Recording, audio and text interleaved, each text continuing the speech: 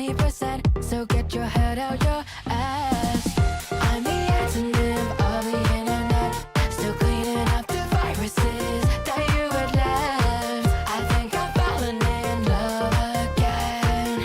Don't stop until you hear the I'm the antonym of the internet, been fighting on new grounds over if my love is valid. Fuck this cynicism, let the colors fly. Don't care, you think it's cringe because it's not your life. She said, do you like waffles? I said, hell yeah. Been watching Equals 3 until 2 a.m. I ain't got no iPhone, but I got a DS with a keychain, a pinky. Her cupcakes are the best. I've been failing my classes cause I don't give a damn. They say the world is my oyster, but the free market's a scam. Everything's been changing since last generation was born, and they won't try to take and change. Use a two-edged sword.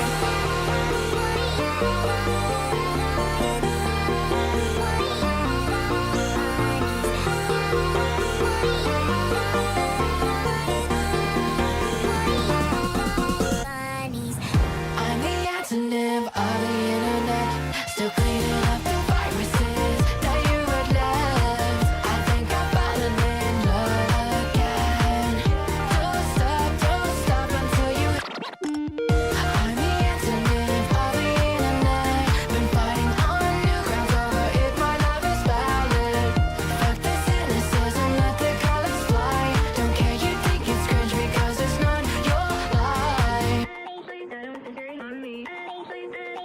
It's never too late to fall in love with the world. Your past is not today, so say you're straight with a twirl. Yeah, we've all made mistakes before, that's the fact of life. But once you restate your heart, you'll be just fine.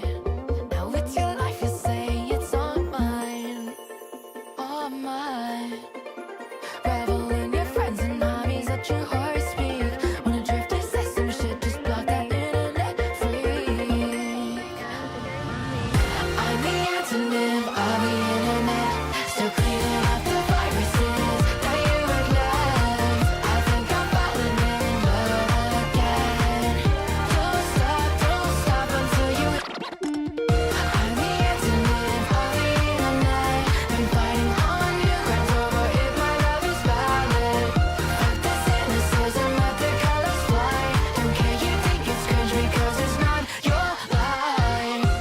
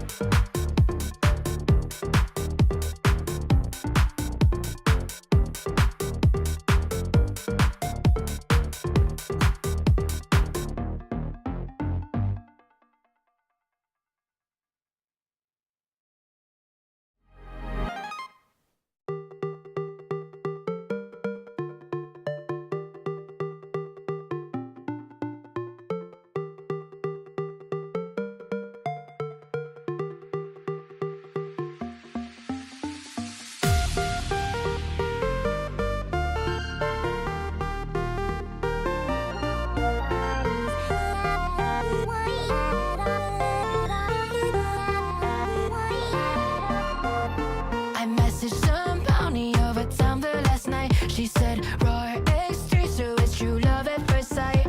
Throw out my candy bracelets, now I'm headed to class. I'm still 20%, so get your head out your ass.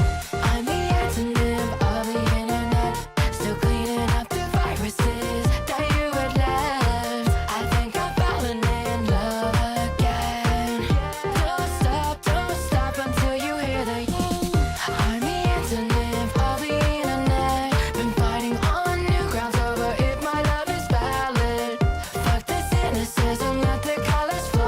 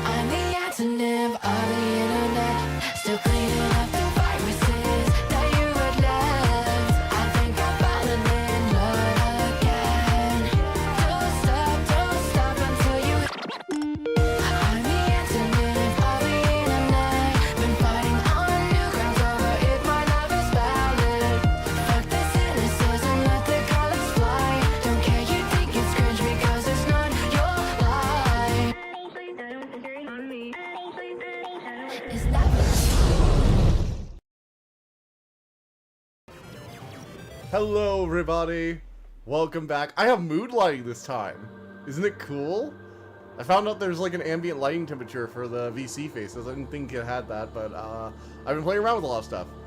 So, yeah. I also have, weirdly, not as much time because, God, Blender is a black hole that will devour your soul, kids. Stay away from Blender. It is worse than any drug that you could possibly take. Holy fuck. Oh my god. Alright, we need to... We're playing Blood, but I'm also going to be talking about some of the shit that's been happening recently. Because, holy shit. Things have been crazy. Hello, Code and Assembly. Hello. So, first up, I have been working on a 3D model. If you follow me in the Discord channel, Assembly, I'm guessing Nerd Dragon's probably here, lurking. You will know I've been posting a lot of stuff with the 3D model. Blender will devour your soul. 100%. So I took this week off because I actually wanted to work on my videos, but I also wanted to start working on 3D model too because I had been going through a lot of tutorials, and I'm like, you know what, I'll start on this and I'll do that. And that was Monday. I have gotten like almost no work done on any of the videos at all, and basically only gotten work done on 3D models. Because Blender, I keep saying, oh, I'll start lurk. Oh, Dawnseeker's lurking. Hey, Dawnseeker, it's been a while. But yeah, so I've been, you know, going through and working on Blender, and each day I'm like, you know what, I'll do, yeah, I learned Blender in the 6 to 8 month period for graduating my first job. I hadn't had time since then. Yeah. So I basically went into Blender at that point, and this is that freaking Hardy motel place we were in last time. I lost a lot of progress because I didn't save. Remember, regular saves are good. And I keep, like, saying, okay, I'll start with a bit of Blender and get to the other thing today, I swear.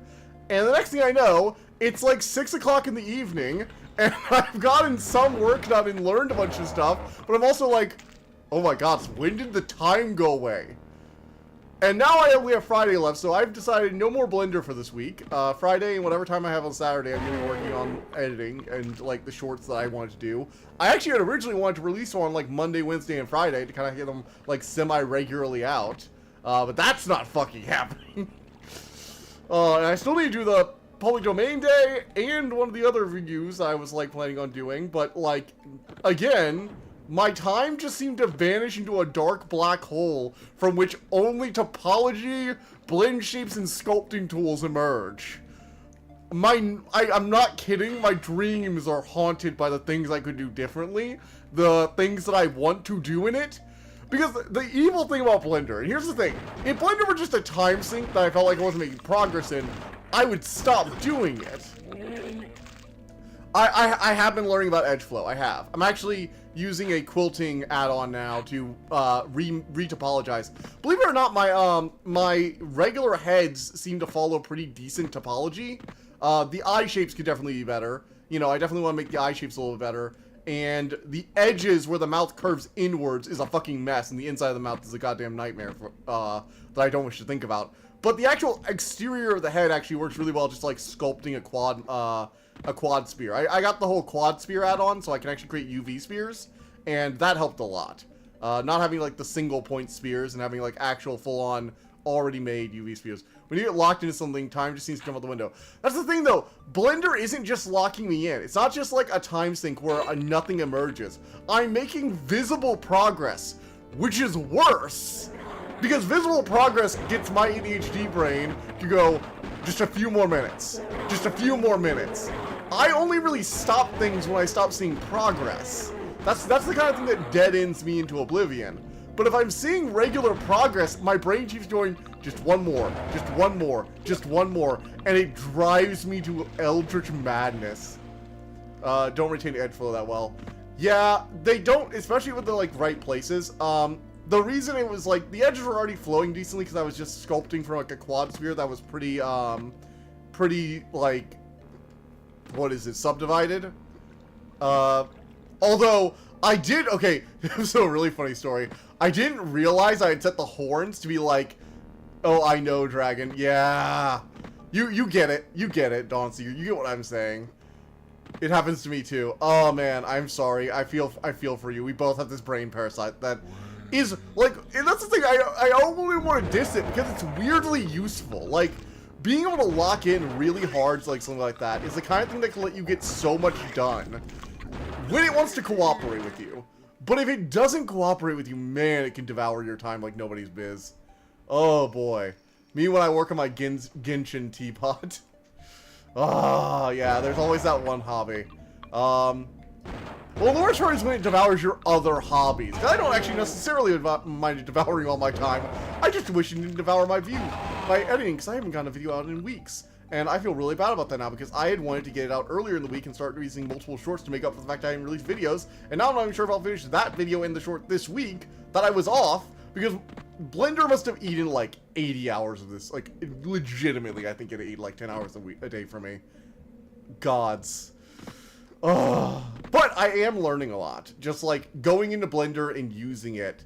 If you're willing to deal with the fact that you will lose all sense of time, going into Blender and just working on stuff is definitely the best way to like just get grips with it. Yes, read tutorials, talk to people, learn about edgeflow. Although, to be fair, you'll probably just learn about it because shit just doesn't work and you'll have to figure it out. Although that will waste a lot of time. Also, one of the other things is like make sure you're applying your modifiers in order. In the order you have them originally implied. Otherwise, they can like really mess each other up. Oof. But yes, good old Blood. Blood is, I'm very thankful to Nerd Dragon for recommending this, because I feel like Blood is like the filler game I can just turn on when I kind of just want to chat with you guys. And I don't have the time to make like an exclusive thumbnail for something else. Which, dirty little secret there. I also got to the end of Hades 2.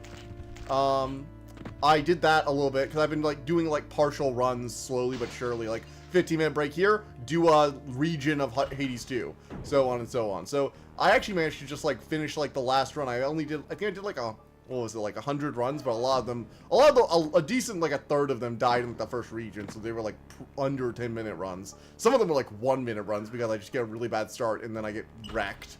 There's actually a really cool strat in Hades 2 that I've become fond of. There is messing around with seeing what works and what doesn't. Also, me editing pictures with GIMP half the time is just me messing around. Yeah, messing around with stuff really is, like, you're not gonna fully learn something unless you play around with it. You can't just, like, do stuff, and you have to, like, actively mess around and learn. It's how you learn drawing, it's how you learn basically anything. It's by just doing stuff. If you just do things, you will eventually get better at it over time.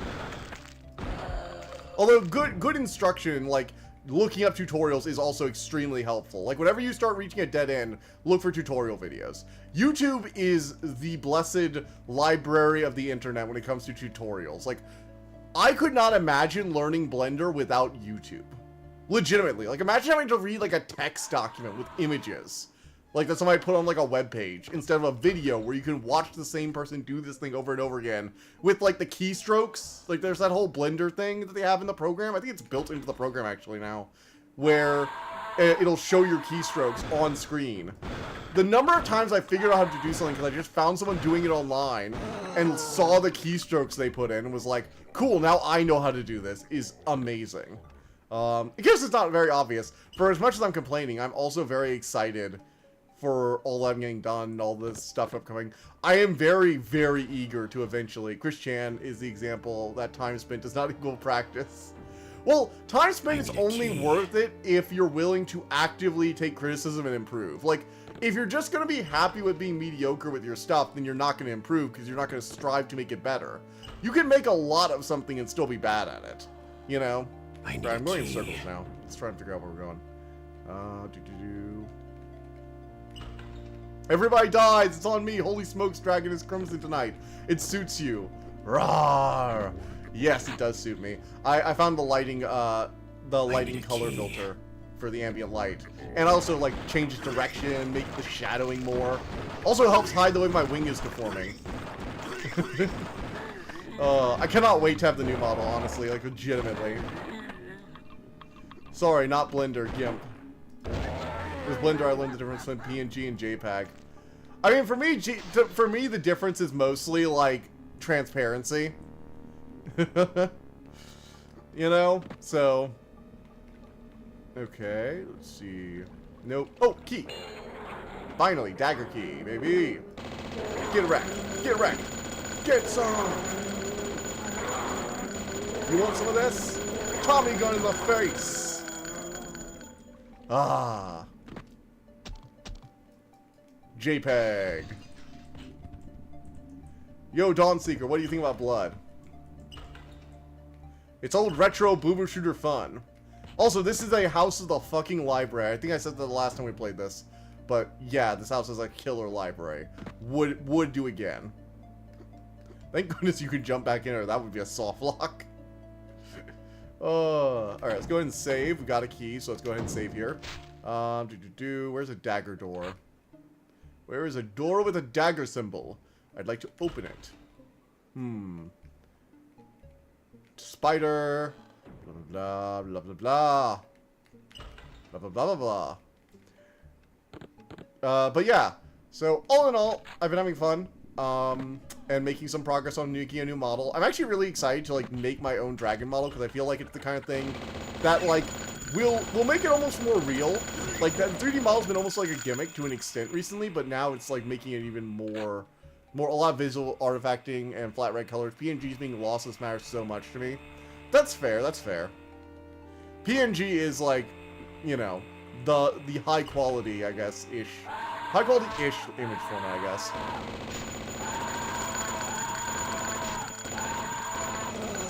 There we go. Dead.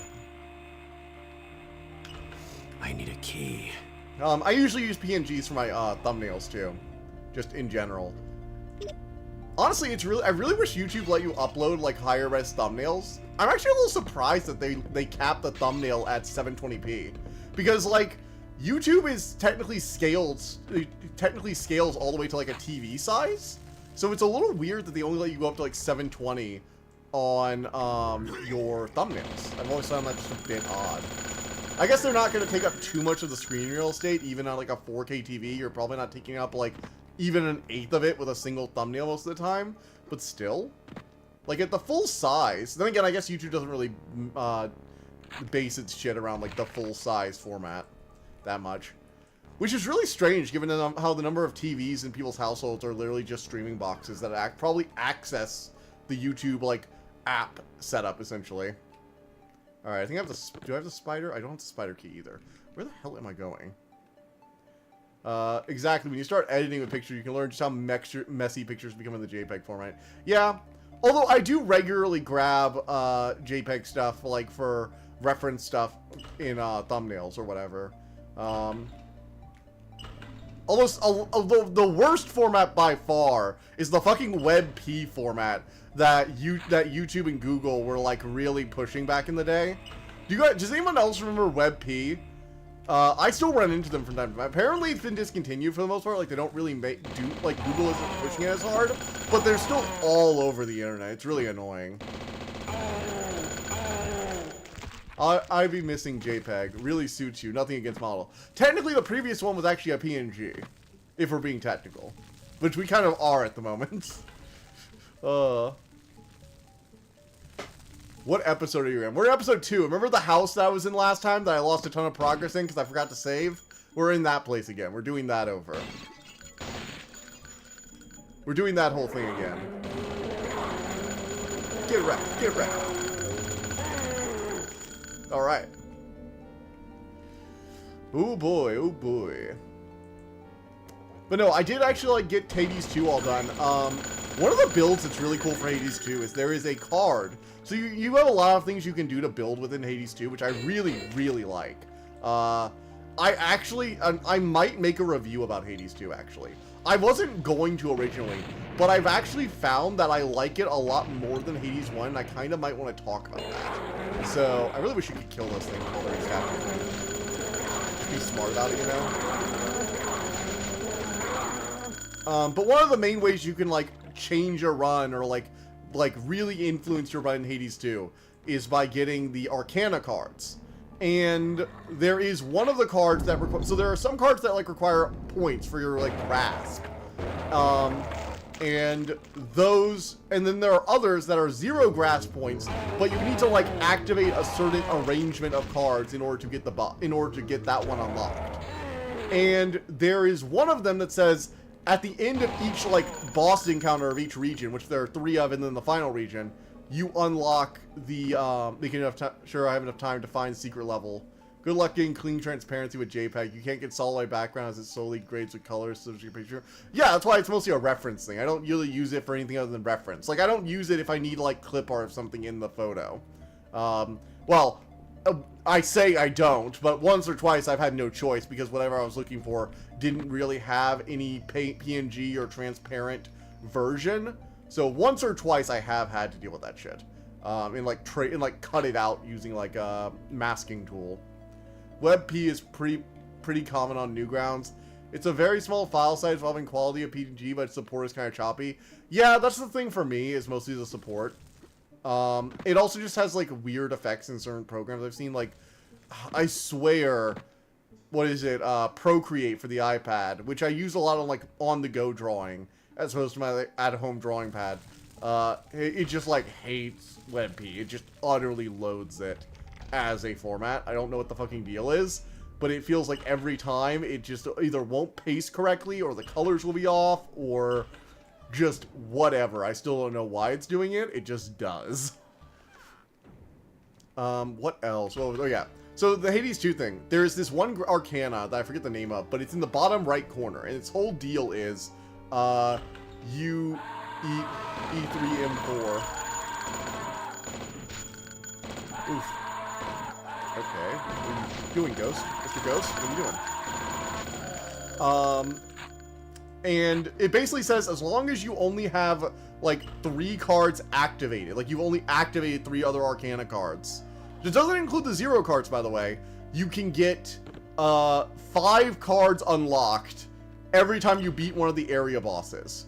Which is insane, because that means you're essentially getting 15 free cards. They're random, but they're free. And you can add on to that by because the 0s are unlocked, you can actually unlock 2 other 0s. And you can, by activating them in a row, and on like the right-hand row, if you activate the only 2 activatable cards in that row, the other 3 cards, and the other 3 cards will all activate on their own, which is insane. Plus, you can activate 1 more card, which will either be a 5-cost card if you want to go for, like, high points, if you want mana regeneration, which is, like, one of the most powerful things you can do. Or, you can use it with a 1-cost thing, and use it for low grasp runs, because there are these, like, challenges of night where you have different conditions, and one of them is use almost no grasp. And you can use, like, 20% grasp while still doing it. It's insane. What do you think of the dragon stuff I posted?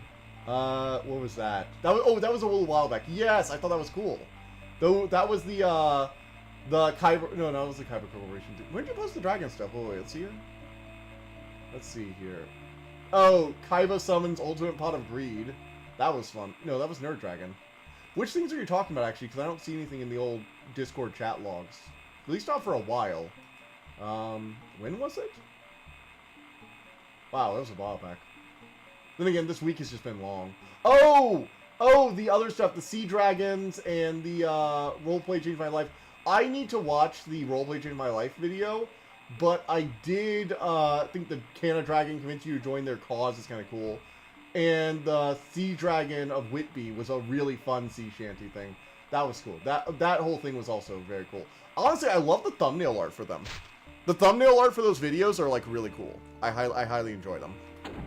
Oh, boy. Let's, droop. There we go. Oh, actively open the command line.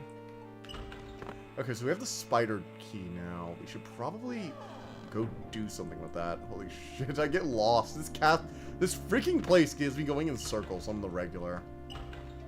Okay, we have the spider. Oh, I know that there's, like, a clock that has, like, a secret. I remember there was one of the clocks had, like, a secret door. I remember that from last time.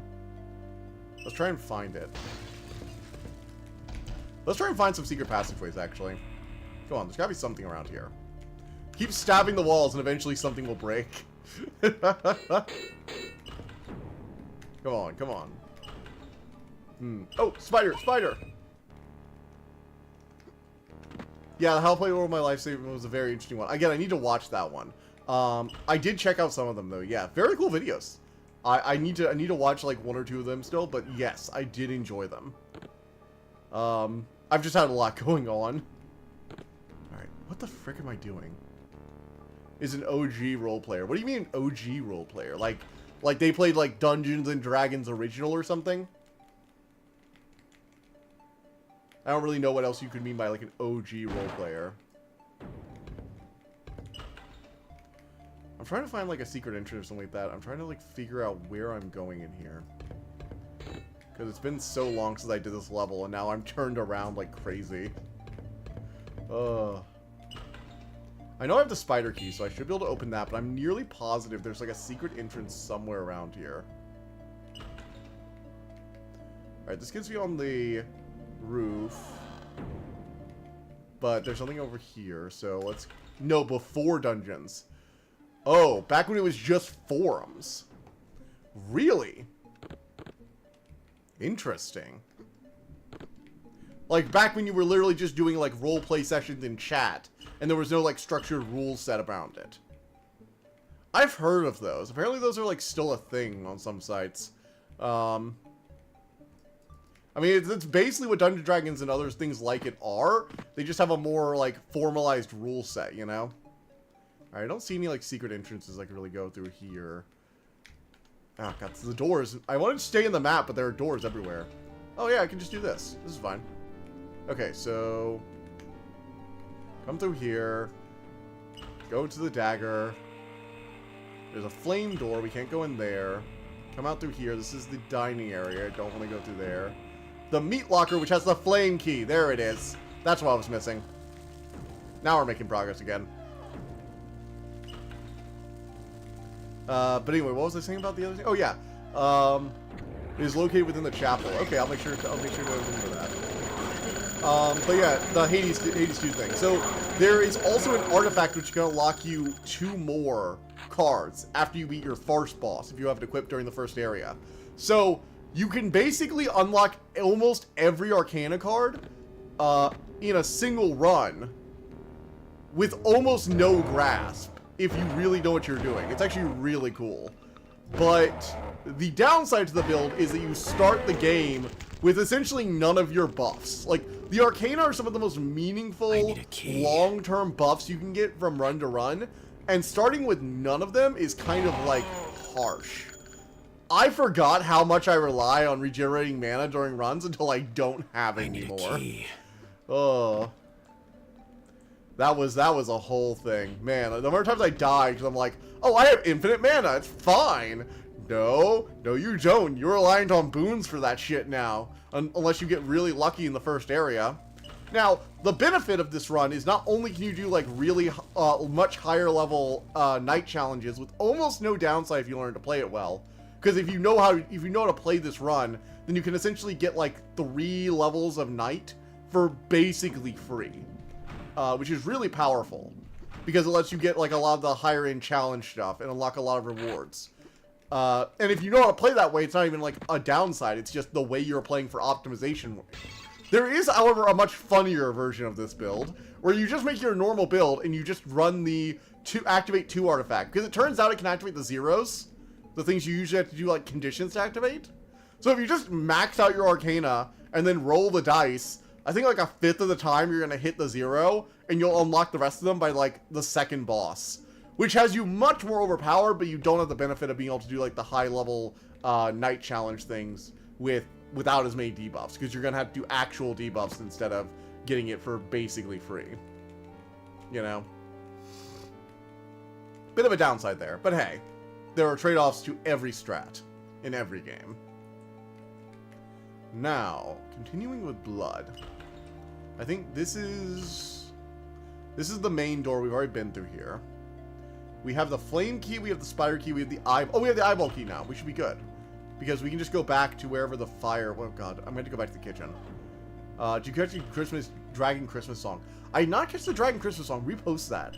Because that sounds like something that's a lot of fun. I would like to see that again. I might miss that one. Holy shit. Oh, frick. Also, Assembly posted another very weird game in the last live stream's chat that I might actually try out, but also, like, good gods, Assembly, you bring me the weirdest shit. And also, somehow I want to do it almost every time. So, apparently the thing he brought me was literally just a... Oh, God, I don't even know how to describe it. It's basically a TV channel. It's basically an entire set of TV channels with, like, surrealist TV. And there's apparently some kind of hidden story you can, like, decode inside the, like, the live-action newscasts and sitcoms and shit. It's really weird. I forget what was it called again? Oh, shit, the can. Where's the hand? How do I get off me? How do I get the hand off me?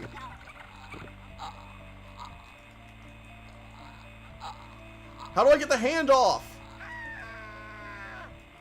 I have my sources. Is your oh, gods. When was my last save? Well, I still have the dagger key. Dear gods, I lose so much time for not saving. But I think I know where to go now, too, because I know where the dagger... I know where the, flame key is now. Bippo Plus. Yes, that was it. You posted it in live stream chat. Okay, cool. I will have to check that one out. How do I remove the hand from my fucking throat? That would be my question. I guess you just melee it. Maybe I was just, like, not meleeing it enough, I guess?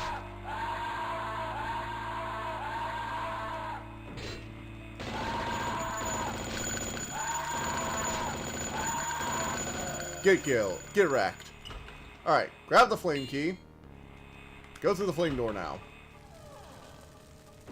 I need a key. We need a key for that. We can go through here. I'm gonna go ahead and save, so we have the flame key now. We don't have to redo that. Every time I get a key, I should just save by, like, reflex at this point. Honestly, like, why the frick do I not save the moment I get a key? That just seems like an obvious save point. Okay, cool.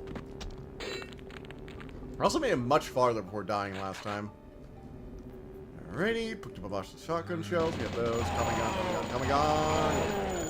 Let's go. Hands are to be feared more so. Because at least a rat doesn't immediately, like, grab your throat and start choking you to death like a little bitch.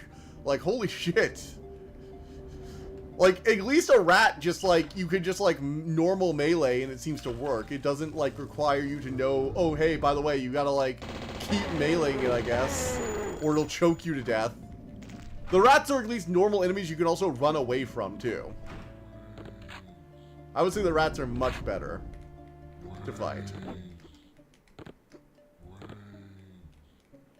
Okay, I don't see a key around here. Let us see. Alright, we haven't gone this way. Ah, here we are. Here we are. Also, Blood 2 looks like a nightmare. I still remember watching a video about it. God, that game looks insane. Why would anyone subject themselves to that nightmare? Like, legitimately, I play Dark Souls games. I enjoy being punished by games, okay? But, like, why would you subject yourself to something as broken and buggy as, like, Blood 2?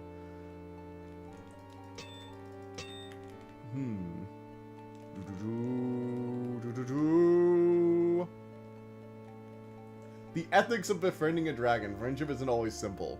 Okay, I might check that one out. Nice. You know me, dragons and me go like this. You can't see my fingers, but my fingers and claws were indeed crossed. Because I do be liking dragon stuff. Honestly, it was really weird. See, it was really weird how I still have that Dragon Plays Poker in New Orleans book.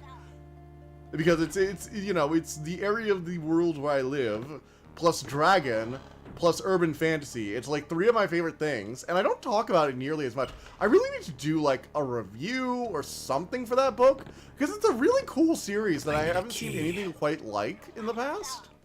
Oh shit. Do not fear the hands. Fear. So much fear. Unless you patch it. I mean, even if you patch it, like, from what I've seen, even, like, patched versions of the game are pretty broken. You know? Like, it's an inherently very broken game. And don't get me wrong, I've played broken games. I played, like, Fallout New Vegas.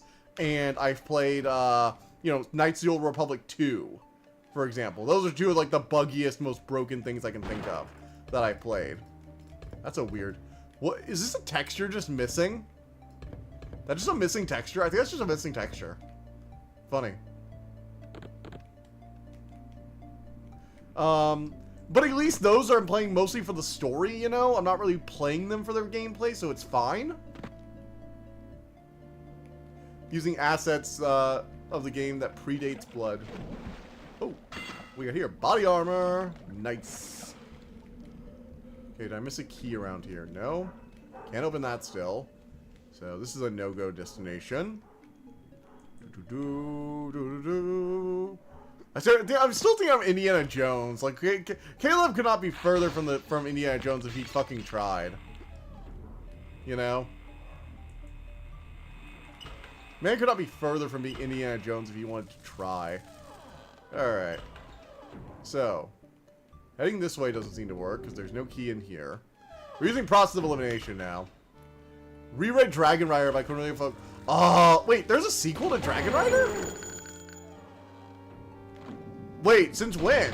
I'm deeply confused. Did I miss those as a kid, or are those new? Please answer my question. I'm deeply concerned about this now because I loved the Dragon Rider book as a kid. Apparently, it got a movie adaptation. I haven't seen it. It just, eh. I tried watching it, I guess, but it just didn't click. Dragon Rider is a very kid-aimed, but like I really enjoyed it as a kid. It was one of my favorite Dragon books when I was younger. God, I still remember those days. That was, man, my childhood.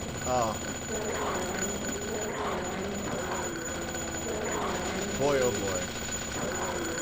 Get wrecked, Gargoyle. Alright, we got a key. Save. That's my new prerogative now. Whenever I get a key, hit the save button. It'll save me a lot of time and pain.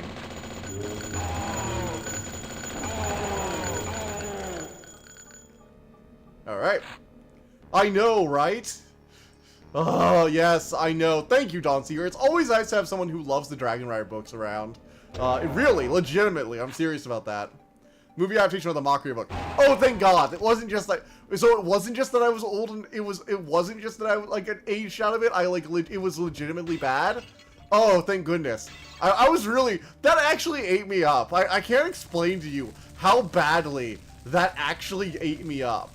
Because, like, I know that not everything has to be for everyone, but I am generally a pretty open person when it comes to, like, you know, adaptations and, like, what, you know, things that are aimed at younger audiences I can tend to like and enjoy still, I find.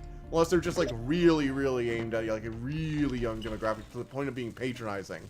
But I was actually legitimately worried about not liking that movie because I was like, oh, man, is this actually just me being, you know, like, teenage fan or young adult fan who is really not the target for this and probably shouldn't be making these kind of judgments about it. No, it wasn't. It was just bad. Because, like, don't get me wrong, I'm not saying that I'm not even saying that all, like, younger media is like bad by default or even for kids. Like, Avatar: The Last Airbender is very much aimed at a child's demographic with all the jokes and stuff, but it still has a lot of higher themes and can actually challenge even people at an emotional level, even if they're an adult. It's not, like, so simplistic. And even really simplistic stuff can still be fun and good. Like, K-pop Demon Hunters has a lot of stuff to do with it. There's a lot to enjoy for all ages there, which I think is a better approach for media in general, than just, like, dumbing it down to the point of meaninglessness and it's just jingling keys. I think that's one of the reasons I still somewhat appreciate Disney, because for all that Disney, like, for all that modern Disney is shit in a lot of ways, they still haven't, at least in my opinion, dropped down to the level of, like, Chicken Little days. Do you guys remember when Home on the Range and Chicken Little were, like, some of Disney's newest movies in years? When Disney was a wasteland of even the remote possibility of creativity? Not even, like, that they're, like, a bastion of creativity now. Just, like, they have some standards above just, like, utter disposable garbage, it feels like. Man, really sell you how bad they did it. They made the fire dragon area destined to prove itself, and that's why he left the valley. Wait, what? Kids are more likely to be able to enjoy bad movies and shows. That doesn't make those movies good. Yeah, exactly. Exactly. Perfect example in my opinion. Yes. Just because kids enjoy something does not necessarily make it good. In fact, one of the things I am always disappointed in movies for is kids' movies that I can't go back to. like, again, you can have kids movies that even are very, like, kid friendly, if that makes sense, that you can still go back to as an adult and see stuff in. One of the things I'm actually weirdly proud of Lego for is, like, the Bionicle Legends of Metro Nui movie. It's not a masterpiece or anything, don't get me wrong. Legends of Metro Nui, Bionicle Mask of Life, they're not masterpieces. But I do enjoy them because I have a deep nostalgic attachment to the franchise. I can admit that. But in addition to that, I can also say that they have a lot more going on below the surface level. So, like, Vakama's inadequacy with being picked by Lacan and his fear of not being good enough is really good, and I love it as, like, a thing that separates him from a lot of the other Toa. Alright, how, like, freaking get off it, get off!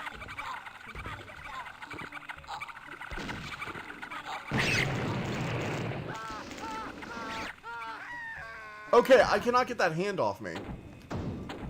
So don't get grabbed by the hand, you will die. Princess Bionicle movies are great for everyone. Exactly, there's a lot going on with Vakama's inadequacies. Honestly, I really wish they'd included all the stuff from the books. I know, the guy who reads says they should have gotten more stuff from the books. Very typical. But it is true. There was actually a lot more going on in the books. Like, there was a whole thing with this, like, plot with a plant creature. Like, there's a whole recurring thing in Bionicle about how Makuda's plans are inevitable throughout, like, the early stages of it. And, oh wait, I think you gotta choose with Flame or Voodoo. Okay, Flame or Voodoo, okay.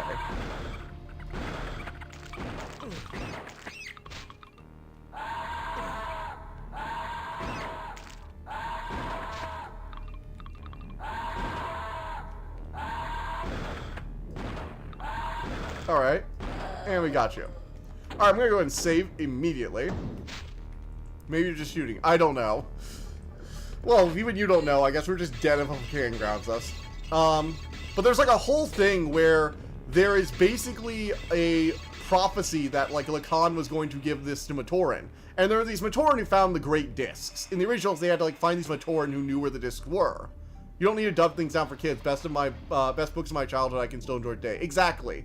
So like the best things are the things you can go back to as an adult. And maybe it's not like the most intellectually stimulating thing in the world. Like kid stuff is going to be simpler generally. But you can still enjoy it for what it is. And if that's the case, it's a good piece of kid media in my opinion.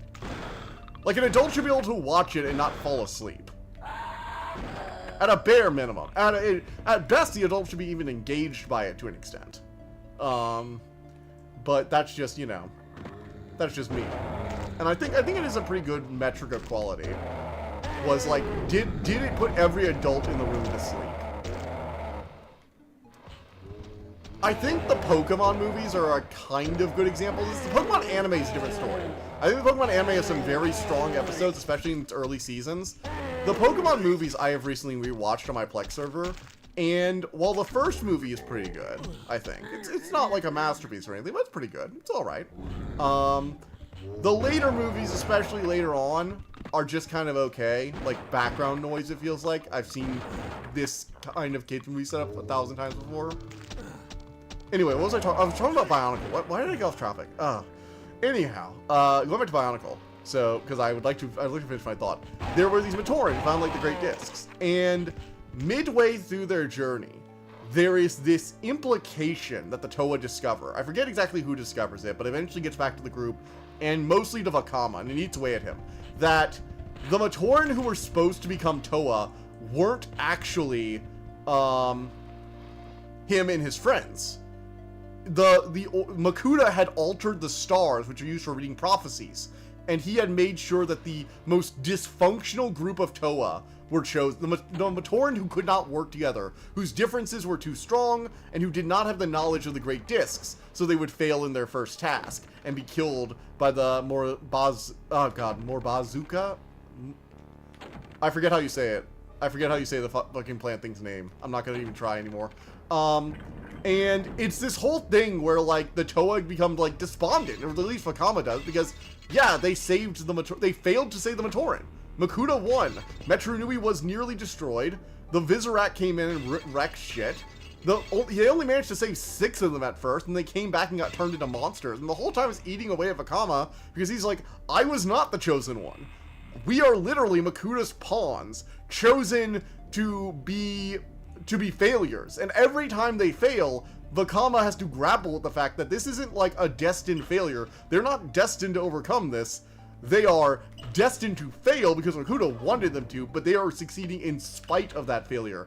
And it makes it so much stronger. It has this whole message of you didn't need to be chosen to be a hero. And it was a very strong underlying current throughout the books that honestly I could just like go on about forever, because I think Vakama is probably up there with Motoro as one of the most interesting characters in the Bionicle universe. Like, sincerely, excellently written character that not enough people know about or get credit for. Words of C.S. Lewis, a child's book can only be like children. It's not a good children's book. Exactly. See, good writers already know this shit. Take Yu-Gi-Oh! For example. I know how stupid it is. I can go with Duel Monsters without pain, all the way to Cyber State filler arc with Penguins. Hey, one of those filler arcs is probably the best filler arc in all of anime. Don't you diss OG Yu-Gi-Oh! Do you remember the fucking Atlantis arc? I cannot believe to this day that the Atlantis arc for Yu-Gi-Oh! Is as good as it is. The dub is actually worse. There's actually a lot of really cool stuff that gets lost from the subtitle version that I've only recently discovered. But like, holy shit. It is probably one of, if not the best, Yu-Gi-Oh! Arcs ever. It's a goddamn filler arc for like OG 4Kids anime. That's insane. Just saying those words, I feel like I'm going crazy. Like, legitimately, I feel like I'm going insane just saying that. Anyhow, there is an undercurrent. There is like a kind of caveat to the whole, not chosen one thing. It's later revealed that the Order of Motonui, who are basically this Black Ops organization that does work for the Great Spirit, actually fucked with Makuta, and they changed the names in the stars before Makuta read them, so they did like a double fake out. But it doesn't actually... One of the interesting things is, although it retcons the whole you weren't chosen by destiny to succeed, it actually doesn't undo a lot of the struggle. Because the struggle was not like whether or not he was chosen, or whether or not he was destined to do stuff, because Destiny is all sci-fi. You know, it's all sci-fi. Technically, nothing's actually destined to happen, because it's a giant computer. It's just guessing. But it doesn't undercut Vakama's entire arc of learning to believe in himself, and to decide that regardless of what Destiny says, they will continue to be heroes and continue to fight for what's right. Only talking about cyberspace with Penguins. Other than that, I respect Anime Yu-Gi-Oh! Yeah, OG Anime Yu-Gi-Oh! Is really fucking good. GX is also good. I will stand and die on that hill, I swear. Anyway, where is the... I know there was a skull door around here somewhere, and I'm trying to figure out where it was. Not in there, that's the cellar. Come in here. Maybe go into this area. This loops back around to the main entryway, so we're not going to go through that again. We'll just keep going in circles as we do that. I know there was a door, like, right around this area. Like, I'm pretty close to it. I'm nearly positive. I'm, like, 99% positive. I'm really close to it. Because I remember, like, shortly after seeing the skull icon, being near that, like, missing texture area. Nope, this just loops back in. Out to the window. And it doesn't undercut Vakama's entire journey.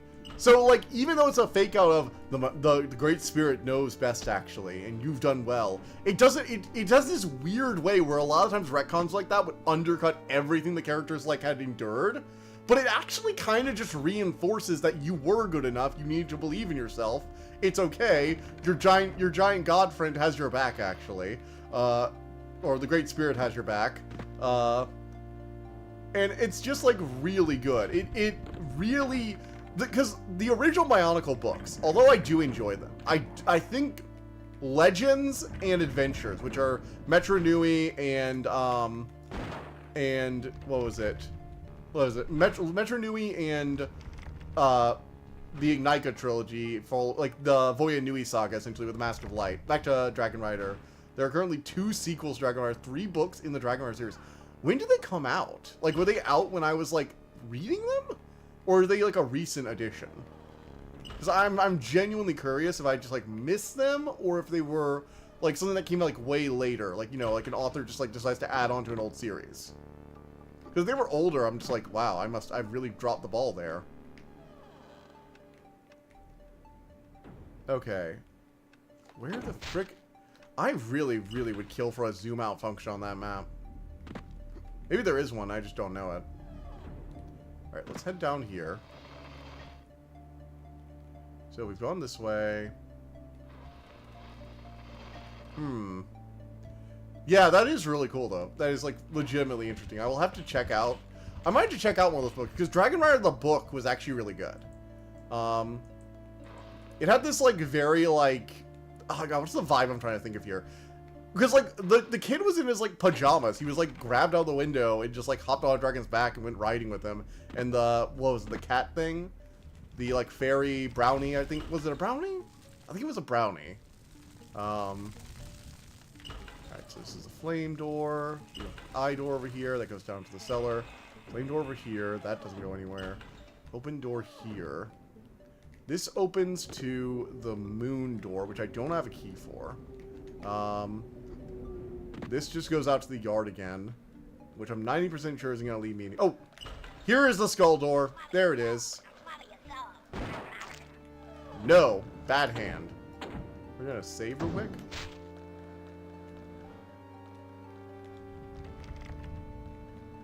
There's no place like home. There's no place like home? What? Oh, these are innocent people. I'm just murdering them for the give me. Cool. Okay, to be just Yu-Gi-Oh! Anime is a little bit shocking all around. I believe GX is Pinnacle, but before Reboot happened. Pinnacle of shockaliness. GX is, like, really strong as a series. The thing with Yu-Gi-Oh! Is that Yu-Gi-Oh! Is, like, early Yu-Gi-Oh! Is very hit or miss.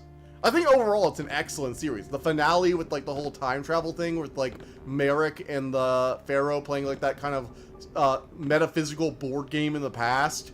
Really cool shit. I love all of it. But then you have, like, I don't know, the Dungeon Dice side arc, or, I mean, a lot of the main plot is pretty good, I guess. There's just a lot of bad filler.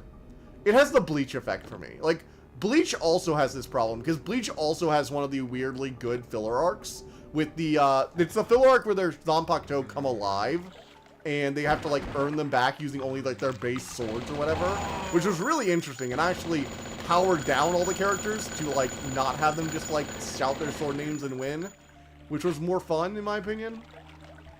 But, aside from that, Bleach is a lot more hit or miss, I will admit, than Yu-Gi-Oh! Yu-Gi-Oh! Is, like, way better than, Bleach. Like, Yu-Gi-Oh! Kind of sucks. Whoa. Or not Yu-Gi-Oh! Yu-Gi-Oh! Is great. Sorry, Bleach kind of sucks. My bad. Bleach kind of sucks. Shalaki. Oh, it's Shalaki-ness. Yeah, Yu-Gi-Oh! Is schlocky. GX is also kind of schlocky, I'm not gonna lie. Although, to be fair, that's kind of what, like, makes it fun. Like, the whole dual zombies are fun. I like that as a gimmick. Mostly because it also adds, like, an interesting challenge, in my opinion. Like, the dual zombies are not that great of duelists. They're just overwhelming in number, and they will just rattle down your life points through, like, continuous duels, and the fucking energy bands drain them whenever they finish a duel. So, like, even if you can beat every zombie, eventually you'll just be worn down by sheer fucking attrition. With Yubel's, like, zombie army. That was kind of cool. I liked it. And they basically played these, like, little micro duels where they, like, started duels and then bolted because they're like, nope, we're not finishing this shit. We're gonna run away now because trying to finish this duel will just drain me of energy and turn me into one of you assholes. Only 2 out of 8 secrets. Okay. Oof. Okay, so it was... Okay, so this was, like, way after I, like, had, like, already read it and everything. Okay, cool. So this isn't, like, a brand new thing or something. That's good. That's very good to hear, honestly. Because, like, if younger me had somehow missed that the Dragon Rider book had a sequel, I would be very disappointed in myself. Like, objectively. I'd just be, like, very, very disappointed in younger me. Asshole with fucking hit scan weapons. Stop shooting me in the back. It's very rude. Yeah, I'm not falling for that trick like 3 times, assholes. I know what you're doing.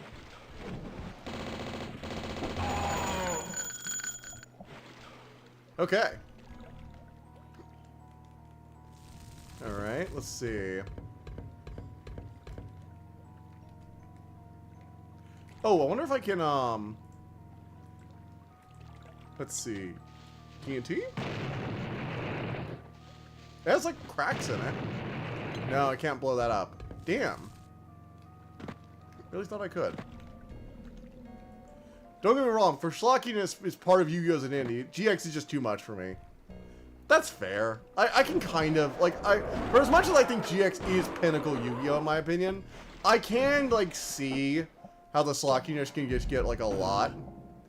And a lot of it, to be fair, a lot of it, like, GX is the point where Yu-Gi-Oh fully went in on, like, the alternate dimension angle instead of the ancient spirit stuff that kind of took over afterwards. Like, the whole extra universe dual dimension was already kind of a thing with the spirits come from another realm, but it transitioned more into like a sci-fi-esque approach from GX onward, where it had been mostly like a mystic thing with sci-fi elements like the dual discs added on top of it. Like the Yu-Gi-Oh cards were essentially modern day stone tablets, you know? It was very mystical in how it presented both the game and also the magic system, like with the Millennium Items and shit. And although GX does have magic, they also use like an interdimensional portal to jump realities. Like, it's a whole thing. First book had more or less a completed feel to it. Yeah, I mean, to be fair, you can add sequels to stuff after the fact if you feel like you have more to tell. Some of my favorite sequels, honestly, are from completed things. Like, Terminator probably wasn't planning to get a sequel when it premiered. Like, T2 probably wasn't already shelved, you know? They may have added, like, a possibility for it, but they probably didn't, like, really plan for T2, like, plan for it. You know? Like, from the vibe I got from T1, yes, they had the arm, like, you know, Cyberdyne was still preparing for the future where they were going to end the world. But that was just like a whole, the future actually can't be changed, time is a fixed loop thing. Welcome to Duel Academy with satellites used in duels. Here's your ancient civilization using Kaiba Corp's holograms. Exactly. And then GX happens, and it's all extraplanar universes, and these mystical forces are actually completely scientifically understandable, don't you believe? We have a scientist here who can rattle off a bunch of sci-fi terms and tell you exactly what it all means, we swear. You know?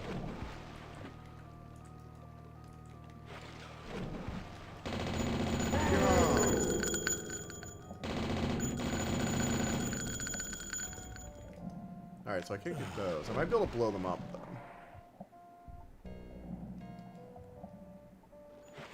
Okay. Let's see. I'm trying to figure out, like, which way to actually go in all of this. There's so many, like, different, like, jump points. Alright, he's dead. Goody. So we jump over this. Can't go anywhere in there. My point is, it wasn't surprising. We never expected a sequel. Oh, yeah. No. It's completely understandable. That's why I was so surprised when you said it, actually. It's because it's such a complete story, you never expected a sequel. Especially when a sequel isn't done immediately. Like, it's always surprising when something comes out years after the sequel. For a long time when I was younger, I had no idea Dragonheart even had a sequel. Just because it felt like a complete story. Like, the evil king was defeated, you know? And then, like, I found out years later that, yeah, they actually had sequels, several. And they even had, like, reboot sequels in, like, in the 2010s. Okay, jump through here. Then we jump through here. Grab some stuff there. Don't fall into the bottomless pit. Alrighty. Duel Monsters is a bit better. It has the Kaiba and basic Yu-Gi-Oh! Identity. I mean, technically Kaiba's in, Technically, Kaiba does own the duel school. That's like a canon thing. Actually, one of the things I find really funny that I think is just like the best part of Kaiba is that in GX, he canonically made Pegasus create a duel monster card called Kaiba Man. That is literally just Kaiba with a Blue Eyes helmet. I.e. Kaiba, but he just got out of his private Blue Eyes jet. Also, the fact that Kaiba's a billionaire and has like a fucking Blue Eyes jet is the funniest shit to me for some reason. Like, of all the things the man did, like, the Blue Eyes shaped fighter jet is probably one of the craziest. Just because, like, imagine this. He got an entire, like, aerodynamically designed jet based around his favorite card monster. Imagine if, like, a wealthy Magic the Gathering player got a jet made as, like, a Shivan Dragon jet. I mean, yes, it would be the objectively coolest thing I've ever heard of, but, like, it would also be a little ridiculous. Just a little, right? Just a tiny bit.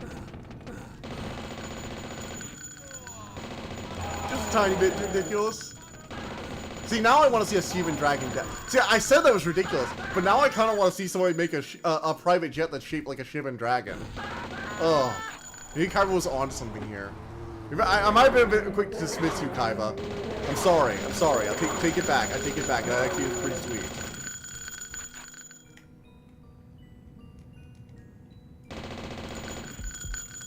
That actually is pretty sweet. Oh man, Kaiba would have enough money to screw the rules, and no one weighs high like a boss. Yeah.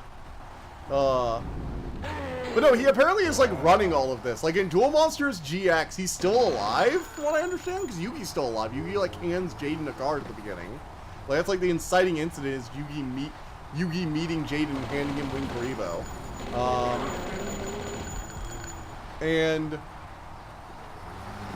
What was it? And also, like, just in general, the whole series has, like, this vibe of, this is Kaiba's world now. The Pharaoh is gone, the old magic is fading, it's Kaiba's time now, and Kaiba's all about the science.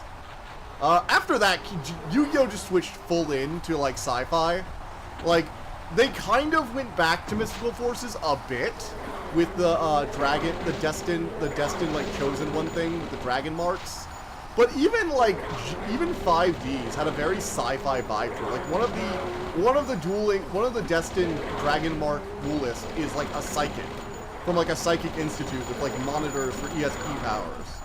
Like it really went hard into sci-fi.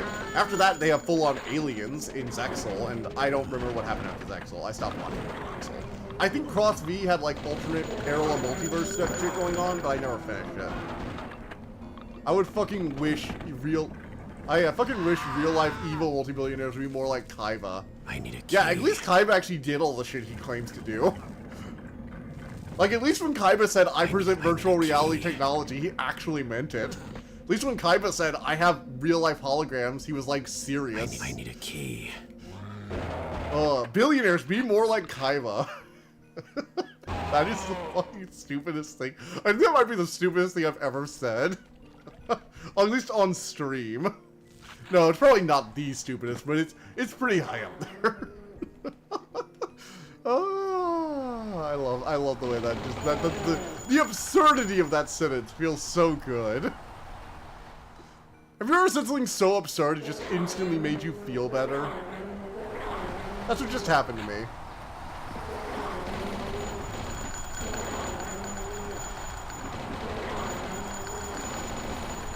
Kaiba gets to be arrogant because he can back it up. Like, legitimately. Like, for all, you can say a lot of shit about Kaiba. You can't say he's not actually, like, good at what he does.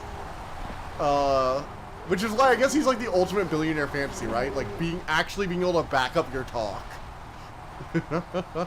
With something other than just money. Which is funny, because when he was introduced, he was literally just the rich asshole who got his mind shattered into 1,000 pieces. Like, you gave him, like, fucking PTSD and, like, broke his brain. And then he actually gets to be competent, which is hilarious to think about. Like, his whole gimmick was to be a one-off jackass character. And then he became an actual recurring character and kind of a good guy. I mean, seriously, he's one of the destined chosen one in the Atlantis arc. He gets, like, one of the 3 cards. Like the 3 dragon cards, and like actually is one of the only, he along with Yugi, not Joey, are the ones who face off against Darts in the final battle, and he lasts till like the very end. Also true. They don't have enough swag to be like Kaiba. Also absurdity, but I mean, it's rather amusing. Yeah. I think that's the thing I like about Kaiba, is that he's fun. Because his entire purpose is not just to be a Mary Sue asshole, which he kind of is. When you actually break down, he's very Mary Sue-esque. Like, he's instantly good at everything, super rich, built himself from nothing, because he was an orphan, but he was an orphan to an asshole father who adopted him and his brother just as like a PR stunt and like treated him horribly. And then he, you know, rose to the top, became the best duelist in the world, and also he has a jet shaped like his favorite car, like very Mary Sue territory. Kaiba is like Kaiba is almost a dictionary definition of a Mary Sue. The only reason he didn't qualify in the beginning is because he wasn't a protagonist, and that got cleared up real quick.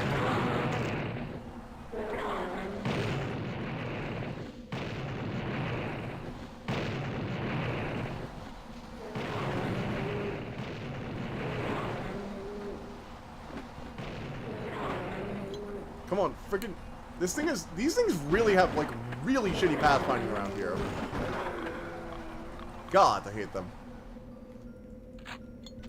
It's rather amusing. Yeah, Kaiba is easily both one of the funniest and most interesting characters in the series, just because of how, like... I feel he almost wants to be the protagonist, but he's just so not. Like, he so desperately wants to be the protagonist. It's not even, like, subtle, you know? Man just, like, wants to be the one who's right and always... He wants to be the king of games. He wants to be right. And he's just always a little bit wrong. He's still good enough to be, like, one of the best duelists in the series and to, like, regularly show up to help them defeat the evil bad person. Honestly, it's kind of funny. He definitely becomes more of a Lancer than Joey by the end. Like, legitimately, I feel like Kaiba kind of became the Lancer to the whole show. Whereas Joey was, like... just kind of dropped. Like, he's still there, but he's not really... Like, Kaiba got to help out the Pharaoh. I guess... Well, to be fair, Joey is there for Yugi, and Kaiba's there for the Pharaoh. I mean, that's made very clear in, like, that movie, where he literally tries to resurrect the Pharaoh in VR to get one last duel in because he feels cheated. Also, the man built an AI replica of the Pharaoh that replicated his fucking hair. This is one of the ones where I'm just like, the yaoi makes sense. I'm sorry. When you go through all the... Oh gosh, my face is like clipping in with that mat. Okay. Do not run into any problems. There's over no setbacks. Fair. Whereas Kaiba is basically nothing but setbacks. Like, that's all he does is get set back. Everyone just is like constantly dishing him. And wrecking his shit. So, I guess he's not that much of a Barisu. But like... The man can, like, go. Also, he does have plot armor for days. You can't deny that.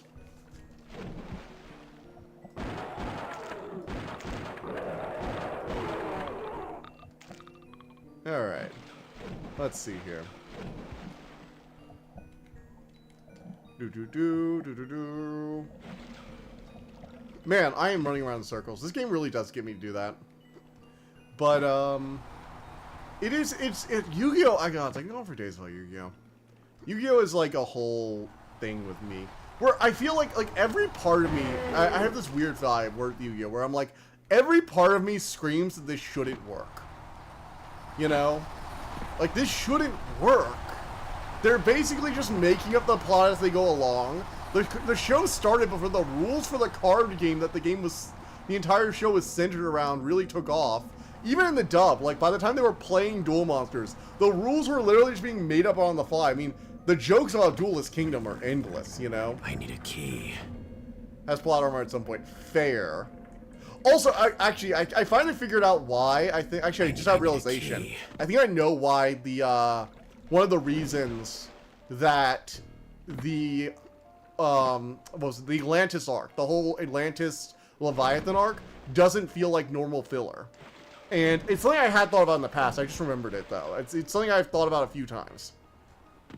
It does what no other filler arc does, and connects itself back to the main plot.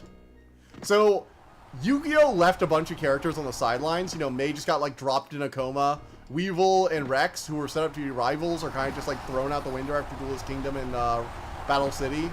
And they're just like, we're gone now. Bye. And they all come back, but now they're, like, getting their revenge. Like, Mai is getting revenge on Joey because he left her in the coma. It's like, I didn't know how to cure a magic coma. I'm sorry, Mai. Like, I don't blame Joey for that. Back when Duel Monsters used to be tabletop RPGs, one-on-one duel campaign. No, back when Duel Monsters used to be a guy flipping cards against, like, robbers and thugs and bullies to send them to the Shadow Realm. Do you remember that time they played Battle on the 52-card game Battle on the side of a building, and a guy fell off the side? Back when the Pharaoh was, like, fully, like, lawful evil, you know? Like, the Pharaoh used to be full-on lawful evil. It's something about Yu-Gi-Oh! That I feel is, like, really depressing. That, like, the normal series kind of threw out way too early. Because by the time, like, Duelist Kingdom starts, the Pharaoh is almost completely just good guy. Like, the Pharaoh, aside from the thing with Kaiba, the Pharaoh just kind of does not give a shit about being, like, lawful evil anymore. You know? Losers, we have rules now. Follow them. We're... Session 0. Session 0, the campaign. Actually, yeah, that's full on true. But yeah, after this, after, like, Battle City, we start to actually get... Oh, shit. Frick. Well, I know where the key is now, so I'm just gonna run for it. And my entire journey ended because of this slippery-ass ice. Alright. Grab key. Save. Let's not make that jump again. And they brought back characters. And they gave those characters, like, decisive arc enders. Like, I think that's the last time we see Mai, right? Is, like, after, like, the post thing for Duelist Kingdom or whatever.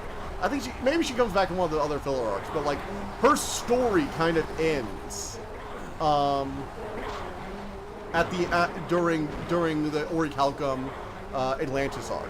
Which is really fascinating. Like, the number of shows that could bring back any number of, like, old side characters to do filler arcs with, to make them more impactful and have, like, a better, to like, make them more, like, narratively interesting. Because that's the thing a lot of filler arcs tend to miss, is that they miss any kind of forward momentum on the plot, because by definition, they're just filling time until the actual plot can kick back up. So they can't actually do anything to, like, have the characters narratively develop in any way. They can't have the characters grow or change. Yugi's deck basically has to be in a position where it can be basically the same, so we can't get any, like, really cool new cards or mechanics, you know? They can't run into any new villains that can't be dealt with immediately. It all has to be wrapped up in a nice bow in a season or so. And the filler arc's answer to this is usually centered on new characters. So you have, like, the Ghost of Atlantis, for example. You have, like, the Ghost of Atlantis. Oh my god, how do I deal with this thing? That stupid hand. Atlantis arc gave every Weevil hater the ultimate catharsis. Yeah, but it also made yes, Weevil and Rex did sell out their souls for power. 100%. But it also makes you kind of pity them a bit. Because they were clearly being used by something far worse. Like, they thought they were, like, knew what they were getting into. But they clearly didn't, you know? They clearly didn't know what they were getting into. How to deal with hands in live chat. Oh gosh, that text is so small. Modern Horror is being unable to counter the handheld's choke attack. Repeatedly pressing the use button. Okay. I've got to keep pressing the use button. Makes sense, makes sense, makes sense. That makes sense, that makes sense. Okay. So just, like, press the use button over and over and over again. Gotcha, gotcha. Gotcha, gotcha. Oh.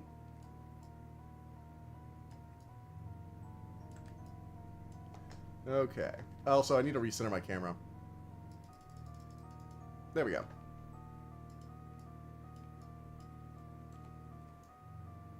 There we are. Okay. But, yeah. So... It's interesting because I feel like they got, like, dragged. They were, you know, they thought they were just, like, making up, you know, getting revenge on these guys who had, like, one-upped them at every turn. But in the end, their souls get devoured, and they have to go deal with, like, you know, that crushing realization where it's like, oh, you were set up to lose. You were the fodder so we can learn how their decks work. Which is really how they were treated, and they suddenly realized, oh, we're the joke characters. Oh, fuck, we're gonna die. They're gonna devour our souls. Oh, fuck. We aren't serving the New Order. We're food for the New Order.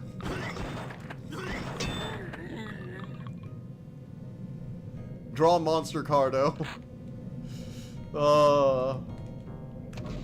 Thanks, Assembly. Now we're gonna make progress. Hey, we're still making progress. It's just taking a while. Oh, man, oh, man. Picked up some life essence. Go upstairs.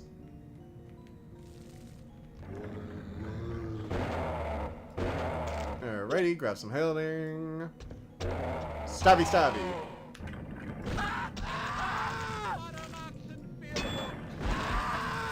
Get wrecked. Okay, secret room. Cool. Frickin' gargoyles. They are the worst. Oh, so I can jump down it. Oh, that's kind of cool. How do I... Interesting.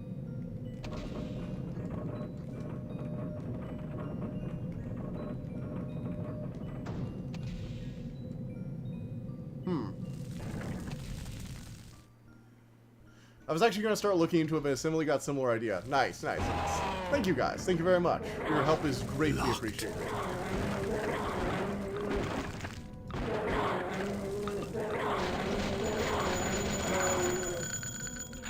Alright. I'm going to go ahead and save.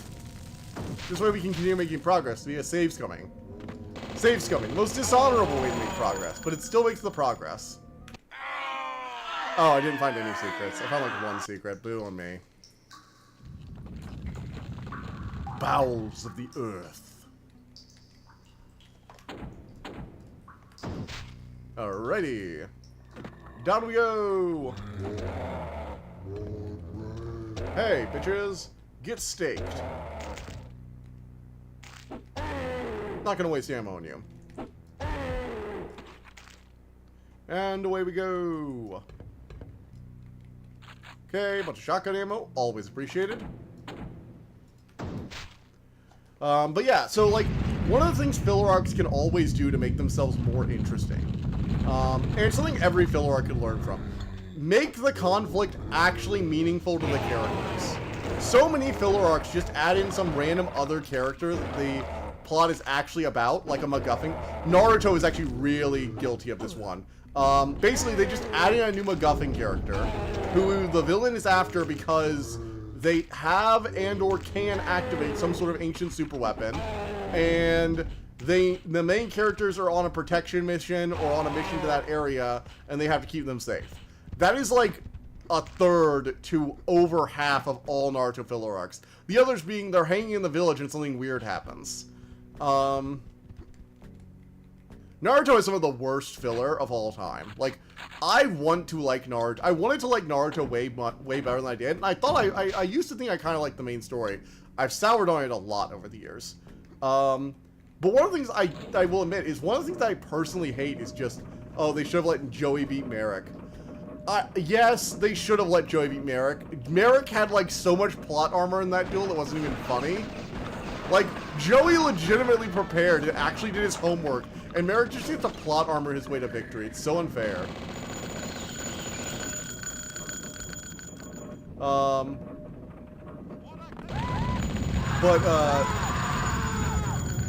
Whoa.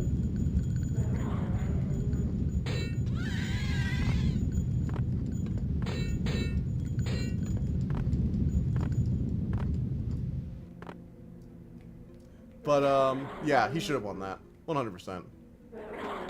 I agree.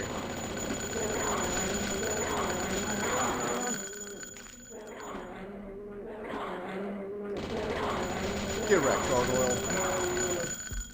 Alright, we got the healing.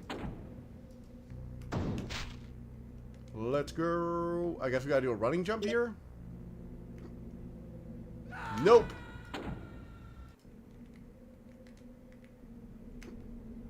Oh, yes. Okay, you can make it. But then we wouldn't have gotten to have the final face-off. Honestly, I was just like, I'm still unsure as to what the fucking deal with Merrick is. Like, I know that he was like early because like it's still like they changed a lot. They definitely retconned some stuff. But like Merrick's whole dark evil side, was that supposed to be like setting up Zork's influence or something? I just don't know. I don't get it. I still don't get exactly what fucking possessed him. Was it Zork or something else? Or was it just he had an evil side for a bit? It's been a long time since I watched it, so I might be misremembering, but like, I don't think they ever really explained how that happened. They're just like, he was possessed by his own evil. And then he stole a Millennium Item. I personally think they should have let Joey beat Merrick. It would have been, like, way more intriguing, yeah. And you still could have had something, like, you still could have had, like, someone else get possessed or whatever, or Evil Merrick emerges to fight the Pharaoh in the final round somehow. Like, there's plenty of ways they could have, like, set up. Like, Yu-Gi-Oh! Is basically the show that perfected the magic bullshit excuse as, like, an art form almost. Like, the number of times Yu-Gi-Oh! Just, like, decides, we need something to happen, so magic, is so numerous. And so wondrous in so many ways. It's hilarious.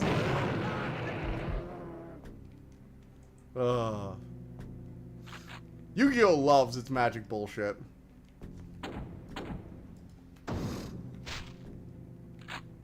So yeah, they definitely should have let Joey have that win there.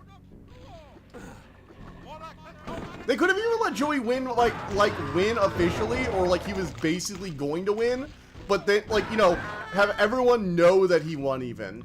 You know, like, basically, like, in the show, instead of Merrick pulling out, like, bullshit out of nowhere, it's like, no, Joey was about to win. All you gotta do is say attack, and then he, like, passes out because the shadow game has caused him to, like, fall unconscious, and by the rules, he wins.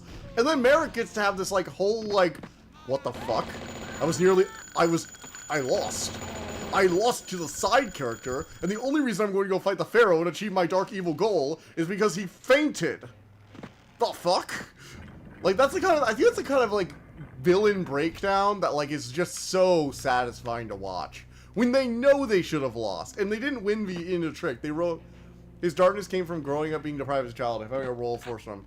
I mean, that was a real dark evil side for all that shit, to be fair. Like, that was a dark evil side, like, that was like fucking Bakura. Let's be real. That was...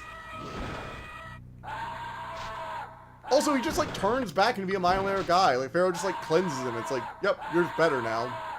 I don't know. It's something about Merrick in particular. His, like, evil side just felt weird the whole time. Like, I agree with the trauma thing, but, like, they made him, like, Bakura-style possessed. You know, Millennium Eye symbol on his forehead and all. Like, when Merrick's in full-on Dark Merrick mode, he really does act like, you know, the Pharaoh or Bakura do when they take over a host. I mean, hell, even his dueling tendencies have that whole, I'm going to give up every one of my life points except for the last one to blast you to oblivion. I have no self-preservation because I'm a ghost having a human shell kind of behavior. You know? I don't know. Maybe it's just me. Maybe it's just me. No, I think it would have been great if Joey had beat Merrick. And, like, again, you can still have Merrick do the Pharaoh. You can have, like, a technicality, you know, Joey faints before he can not give, like, the attack order or something. That would be awesome. It still lets Bakura, like, be there for the final battle they needed for the plot reason, but also lets him, like, actually suffer a loss before he gets to the Pharaoh, instead of just, like, pulling out the 1,000 abilities of the Winged Dragon of Ra. I actually cannot remember everything the Winged Dragon of Ra can do. Let's see here, let's see here. So if someone else takes it, it turns into its spear form, and you have to recite the fucking poem in order to awaken it. There's the whole thing where you can revive it and it gets like infinite attack or something. I forget the exact rulings on that. It has the thing where you can like do like a cannon blast, I think, for some reason, and you can also sacrifice all but one of your life points to add to its power.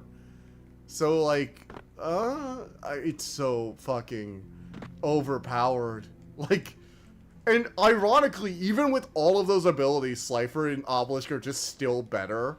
In, like, actual... Have you guys actually checked that out, by the way? So, I was watching a Yu-Gi-Oh! Player, and he's like, no, Slifer was, like, briefly viable in competitive Yu-Gi-Oh! Because the whole just instantly destroying 2,000 attack point or less monsters is actually really relevant, weirdly enough. Like, there's... The Slifer's ability to instantly destroy monsters when they enter the battlefield is actually somewhat competitively viable in some circumstances, and I think there was a deck for it at one point. And Obelisk the Tormentor also had, like, a limited amount of play, but Ra has never, in the history of Yu-Gi-Oh!, from my understanding, had any form of competitively viable play. Which is hilarious, because it's the strongest god card, and the newest versions even give it all its bullshit abilities. And it still doesn't matter, it's still bad. And I think that's really funny. Like, legitimately, I think it's funny that everybody goes on in the show about how it's the most powerful god card, capable of infinite destruction. And it's like, Slifer actually saw play, and Obelisk is actually pretty good. And Raw is just a forgotten afterthought. Oh, can you imagine being the show designers and thinking you've made the most overpowered card ever, and then like years later, because like the God cards originally didn't have all their abilities, but newer retrains of them have gotten like all the gifts or whatever. I think Raw might have lost something, but it still has like a lot of abilities compared to the others from my understanding. And the other cards just like knock it out of the water, because Slifer, yeah, Slifer isn't the biggest beater, but the whole you can't play weak monsters thing to build your board, and you can't play entire pieces. Like apparently Slifer can just shut down entire decks, because if your deck is based around playing less than 2,000 attack point monsters, which is most 4-star monsters that you can normal summon, if it's based around normal summoning anything, Slifer will blast it out of existence before it gets to do shit. So a lot of decks apparently just like used to fold to it before, you know, special summoning just became throw your entire hand down turn 0 and see what happens. Because from what I understand, that's where Yu-Gi-Oh! Is at now. Add in like all the free counter spells that you have in hands with hand traps, and the game is kind of not my cup of tea, to be fair. I did enjoy Duel Links before my entire deck got erased. So Duel Links was this new format of Yu-Gi-Oh! I'm not sure if any of you ever played it. But it basically, it did the most interesting thing Yu-Gi-Oh! Can ever do. It actually gave you a resource limit. So, in Duel Links, you only have 3 monster spots and 3 spell and trap card slots. And I don't know how much you guys follow Yu-Gi-Oh! In the actual card game, but a lot of the Slifer, the executive producer, but a lot of the archetypes are actually based around having 3 of something. Like, there's a whole thing where, you know, you need 3 monsters to tribute summon for the highest tier. You need 3 blue eyes to fusion summon. You can get 3 cyber dragons. You can get these 3 monsters out and do this. And yeah, a lot of these things can be done from hand too, but like it's the limitations in spots on the board is like the only resource limitation Yu-Gi-Oh! Has aside from cards. Okay, where am I supposed to even go from here? I feel like I'm just trapped in this place. Oh, I'm an idiot. There's an entire area that opened up over there that I just am apparently blind to. Look at me being a dummy. No, wait, no, I've been through here. This is the area I was literally just in, yeah. That's the doorway I came out of. This is the path back to here. Yep. We're still here. I have no idea where I'm going. I've been circling this area for so long, and I have no clue where to go. Maybe I have to break this? Nope, that doesn't seem to get broken. So giving you only 3 spell and trap card and 3 monster slots can sometimes prevent you from being able to play monsters. Because if you don't have a slot, you literally can't play anything of that, like that would go in that space. So after GX, now there would be no way in hell I would get back into it. I got back into it for a bit when Dueling Network was huge, before Konami shut that down hard for fairly legitimate reasons. Like, I didn't buy Yu-Gi-Oh! Cards, really. I mean, well, okay, actually, as a counter-argument to the whole piracy thing, when Konami was... Alright, what am I supposed to...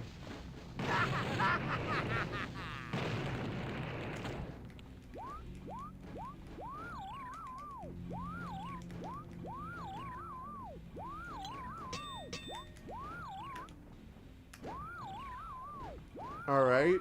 Is this supposed to go anywhere? I cannot figure out where to go from here. Hey, Peanut Gallery, any tips? Any tips for where I should go at this point? Because I am at a fundamental loss. Honestly, at this point, I'm just throwing dynamite at the wall and hoping I find a secret exit. Oh, wait. Have I gone this path? No, I think I have gone here before, haven't I? Yeah, this is where I started.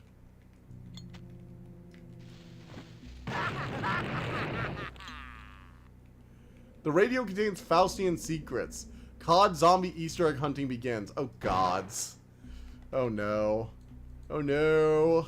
Please, no. I don't have the patience for that right now. E3 M4 Secret Chapel. Yeah, well, we're not at E3 M4. We're at E2 M7. Ugh. And I've gone through the meat hook area. Okay, there's a ghost now. Something spawned.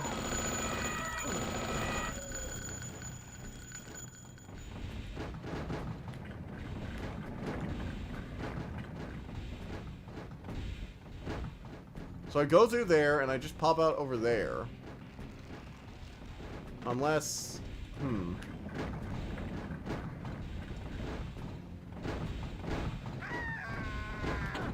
Well, I hope I don't restart a bunch of this stuff. No, I think I saved here regularly. Yeah, I've been saving regularly.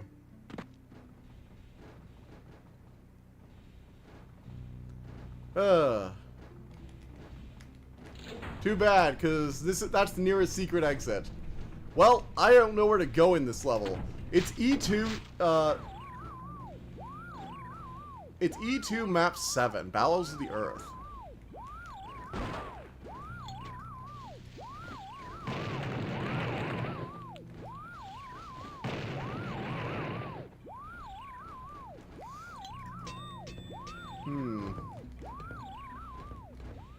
There's gotta be something around here. It feels like it's a fate of every card game to end up that way because they seem to constantly feel the need to print new unique cards. Well, okay, so that's not even the problem. The problem is power creep. The problem is needing to print things that are more powerful. Like, a game can continue to expand mechanics. I mean, look at Magic the Gathering.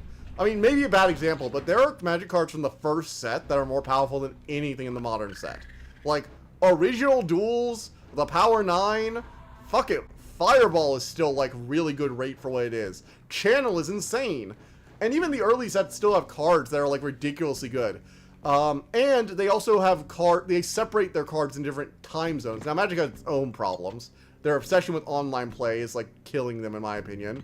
Now, like, there's not 1v1 best 2 out of 3 is not really a format that's heavily played anymore. It's all about 1v1 on Arena or, like, 4-person free-for-all in Commander, which I do enjoy Commander, don't get me wrong. But it is kind of destroying the 1v1 of Magic. But Magic is still a thriving card game with a lot of, like, really good ideas and prints. And yes, new cards are a bit more complicated, but Magic has been reserved.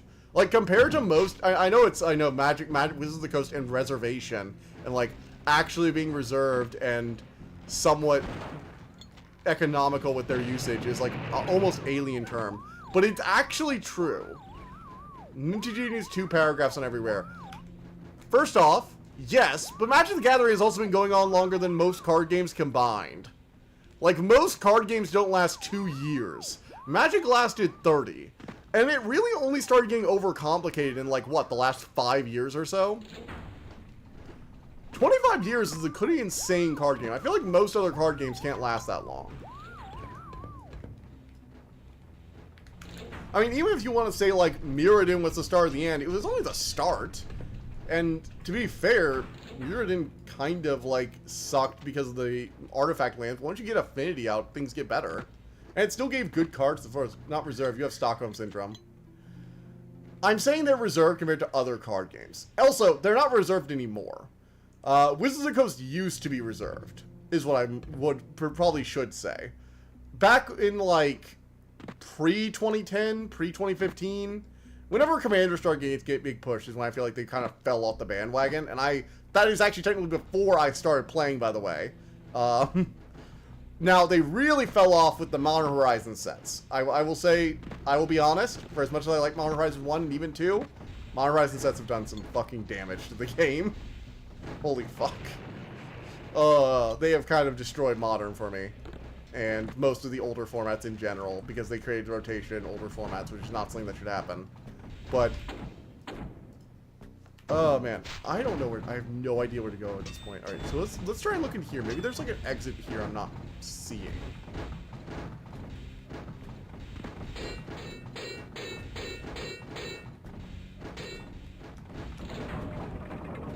Oh! Oh my god, if that was all I needed to do, I'm gonna, like, scream. Oh my god, that was all I needed to do.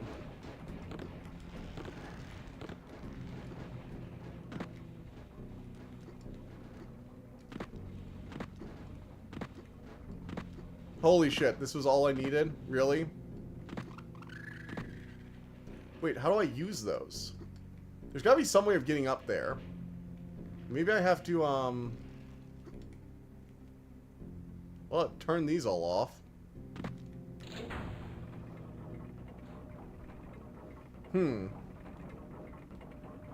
But Dawn Seeker was talking about the fate of all card games. Yeah. Some going for longer than others. Yeah, no. My point isn't that it's not inevitable. Well, my point is also that Magic was able to do it for a long time, and then they got greedy. I don't think Magic's current situation is necessarily a flaw with card games as a rule, if that makes sense. I think it was more so a flaw with Wizards of the Coast becoming a large company. Now, maybe you could say that, like, no card game is going to live that long. You know, no card game can live long enough where it both continues to get sets constantly and also does. But again, a lot of Wizards of the Coast problems are speed up.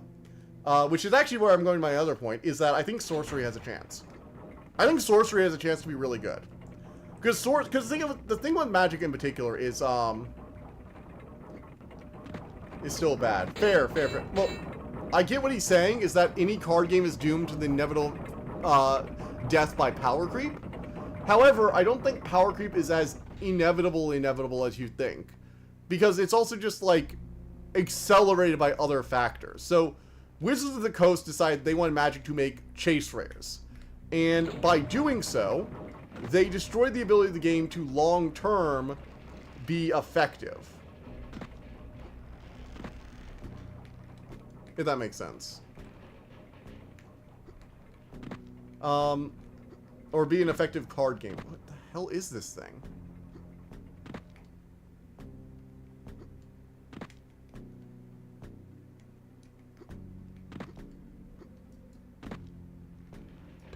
Mechanics get newer, so it chokes other people from playing. I mean, I was using it as mechanic. You only talk about complexity bloat.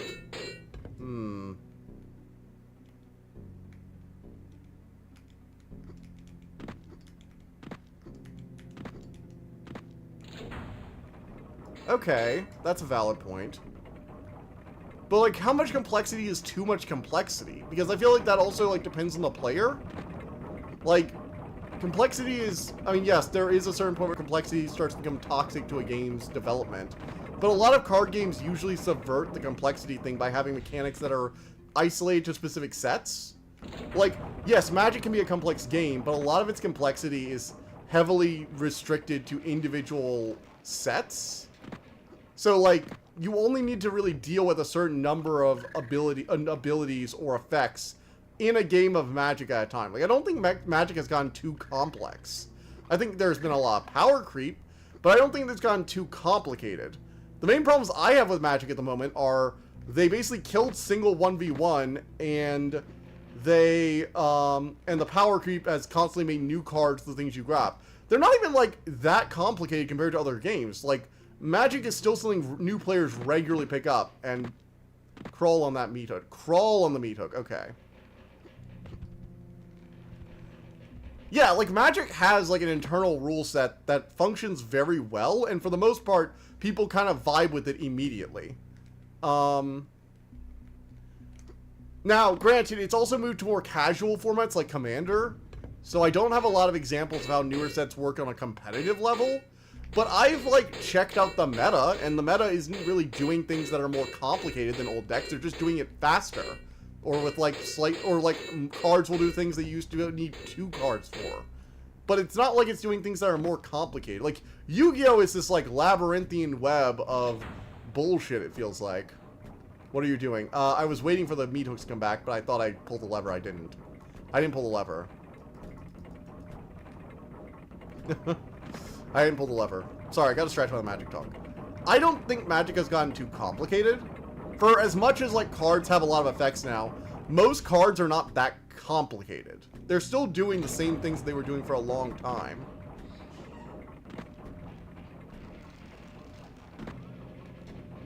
Okay, what the fuck? I'm gonna head back here, one moment. I'm really screwing up this, like, fucking jump. New player complexity. Okay. what is the complexity compared to Magic from like 10 years ago? Legitimately, like actually. There were always rares that did weird things. That was always a thing. But most of the cards these days do just operate on that same level. In a lot of ways, it's almost become more streamlined because every card, because you don't really have to like overwhelming. A lot of the decks are now kind of fixed for you. I mean, hell, draft is easier than ever for new players. The signpost uncommon method has essentially made it so that any deck kind of builds itself.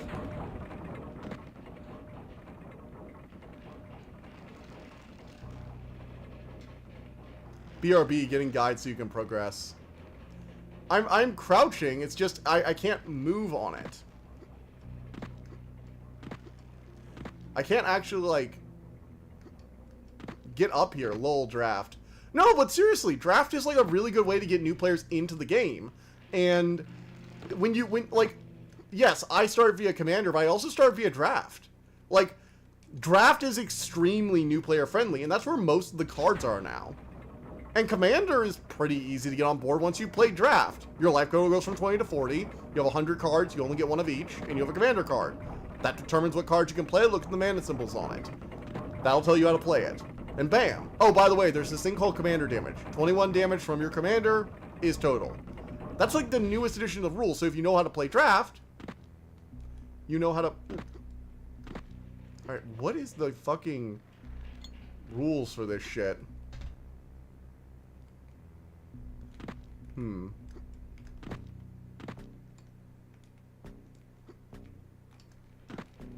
Maybe I use it? Maybe I have to click use on them. Walk through. As you walk in the next room, you'll find boots of jumping. Oh, I have to use the fucking boots. I thought they were just putting a power up at the end of that area. I didn't realize we actually had to use those. Oh my gods. Okay, I can get it now. I get it now. Makes sense, makes sense.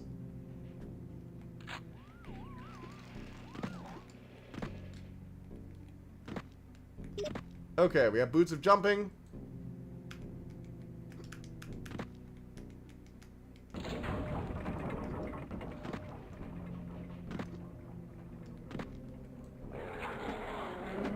Cool. Get the gargoyle. Get the gargoyle. You show your ignorance of the new player experience with your words. Maybe? But I've, like, played against several new players who have, like, and watched them play.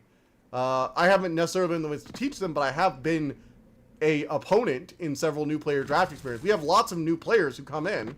They seem to get the handle of the game pretty quickly, and they come back to the card shop pretty often. I've even re-met several of the people I initially saw as, like, this is my first draft, at the card shop on the regular. These are people who figure out the rules, and they get pretty good at them with, like, 1 or 2 drafts, and then they start coming in for Commander. And that's still a process I'm seeing people undergo fairly regularly. I mean, hell, in a lot of ways, Magic has become less complicated than its early days. I mean, have you, like, the old, like, what was it, like, stack? Whatever the old version of the stack was complicated as fuck. And you had the things like Magic or TCGs. Usually new to TCGs. Some of them have said they have played Pokemon before, but always in the sense that they played it when they were like a kid. And most of them are playing Magic now because one of their friends invited them to come to the card shop with them. But a lot of them do end up coming back on their own later on. We've had like 4 or 5 new regulars just coming in. So... And the sets have been selling even more. Like, we had a lot of people come in for Final Fantasy. Like, a lot.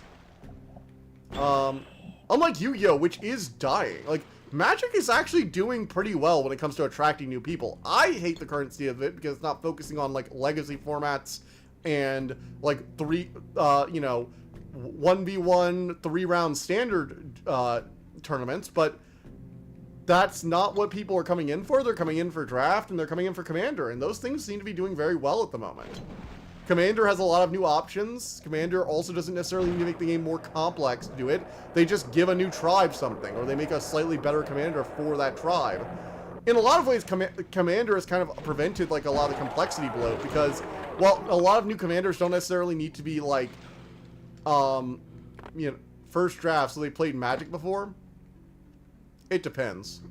It's intimidating to many new players as well as deck construction, which is needed for draft. True, but the point I'm making is that draft has gotten somewhat easier to do that in, due to things like signpost uncommons, the fact that nowadays, like the 2-color pairings, or the 3-color shards or whatever, when you start a draft game at a card shop, there is like a little card sheet that's put in the center of the table, where people can look at and says, these 2 colors do these things and like these stuff, because all the colors are now like much more homogenized in each set. So every set has like their thing they want to do. You know, Spellslinger, I like to play instant sorceries and play creatures who benefit that. Counters, I like to put counters on creature for Selesnya. That's put in the center of the table where new players can read it. Like, the Magic the Gathering gives those out to card shops so that they can put them in the middle of the table, and new players can be like, okay, so if I see a card that has these symbols, it's going to do probably one of, like, these 2 sets of things, because these are the 2 colors that would use this. Or if I see a color with these 2 color symbols, it definitely wants to do this kind of thing. Is that good? And also, it's just a friendly community where you can ask people. Yeah, Commander is definitely not the way to start people. I've seen people try and start with Commander. It is probably not the way to start. You probably want to do draft first, because draft teaches you the fundamentals of Magic. That's why I say draft is probably the best new player introduction. Commander has a lot of extra rules on top of Magic rules, so you probably want to play a draft or 2. That information proposes so much knowledge. It does, but you're also underestimating the fact that nobody knows these things. I mean, was Magic more friendly when nobody knew anything? You couldn't look up the cards on your phone. You couldn't even check sets before they came out. Like, the internet wasn't a thing. People didn't complain that Magic was too overly complex then. I mean, that's how it started, right? You didn't have any information or the resources you did nowadays. Nowadays, a new player can at least, like, watch a tutorial on their phone before they come into the card shop and, like, look up what the set's about. You couldn't do that with older sets. I'm not saying, what is a token? You attack? What you do you attack? Who do you attack? Right, but these are things that are like part of any game to learn, and these aren't things that become more... Dawnseeker's argument was the games become more complex over time, but you're talking about things that have been like around since the earliest days of Magic. I mean, again, we're talking about how Magic has changed since the early days and how it's become maybe more complex. And I would argue it's become less complex because nowadays draft sets are pretty easy, and draft is a good format to get people into to learn the basic rules. And once they learn those rules, they can then be easily shunted off to either Arena or Commander. Also, you can actually learn how to play the game on your own with Arena. So you can literally practice with like a computer doing all the hard work for you before you go into a card shop. And you can do that for free. There are more tools than ever. They should not be drafting before learning this. No, absolutely. You shouldn't be drafting as, like, on your own. You should probably have people you're talking to. But again, my argument isn't that any of these things aren't barriers to entry. My argument isn't that there aren't things new players need to learn. My argument is that compared to, like, the earlier days of Magic, where you're saying it was less complicated, I think it has gotten easier for players to play Magic. I think the current way that drafts and card shops are set up, funneling them towards drafting and to a certain extent Commander, although Commander is more casual. I don't know. I learned to play with Commander, a lot of it. I played one draft and then played a bunch of Commander, so maybe I'm not the best judge for this. I played a bunch of Sigrid Card with you, I guess, too. So I also had you to teach me, so I'm not a good judge of this kind of thing. I'm not a good judge of if the rules are easy to learn. My argument was, compared to old Magic, I think it has, at the very minimum, become probably a little easier, not harder. I think that would be my final statement, yeah. I think that at a baseline, what I'm saying is, I don't think it has become harder to learn how to play Magic. I think it has become somewhat easier to do things like learn how to draft, or learn how to, like, play with basic cards. Because they still have starter decks, by the way. You can still get starter decks at card shops that have a bunch of, like, basic things that are at most French vanilla creatures with one thing that has, like, a full sentence of text. There are a bunch of starter deck packs that you can learn how to play with. You can go to the card shop and say, hey, I'd like a free starter deck. And they'll hand you something that has, like, vanilla creatures, French vanilla creatures, and really basic instant sorceries. That's still a thing. Arena is there to help you learn. You don't even need other people to learn Magic these days. You can learn it on your own on a computer for free, because you can learn Magic before you need to pay anything for Arena. Are the only thing our store does is made it harder for bringing new people in. I can see that. Yeah, and I do think that not having standard tournaments where you can get like a standard deck. They tried to make Pioneer kind of like standard with like the starter decks for Pioneer. Because remember, there used to be, I agree with that one thing. I will say that one thing. That one thing does anger me, is that they don't have starter decks for standard anymore. But that's not necessarily Magic becoming more complicated. That's Magic deciding to focus on the fucking Arena draft area. And for as much as I hate it, I would argue that Arena is one of the easiest ways to learn Magic. Because you can learn all the rules with the computer. The computer prevents you from making mistakes, so you can kind of just learn at your own pace and let it do its thing. It has a pretty good tutorial from when I at least did it years ago.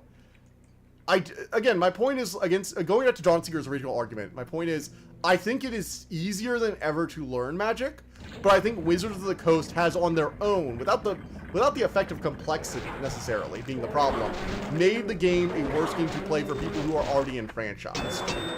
They have made it easier than ever for new people to get in, but less interesting for them to do it in the way that the old players would prefer. That's a good way of saying it. Like, Modern is basically a dead format, in my opinion. Pioneer tried its best, but I'm just so uninterested with whatever's going on there now. But drafting, Commander, still alive. I'm still playing it. I'm probably going to keep playing it for a long time, and then we constantly are getting new players.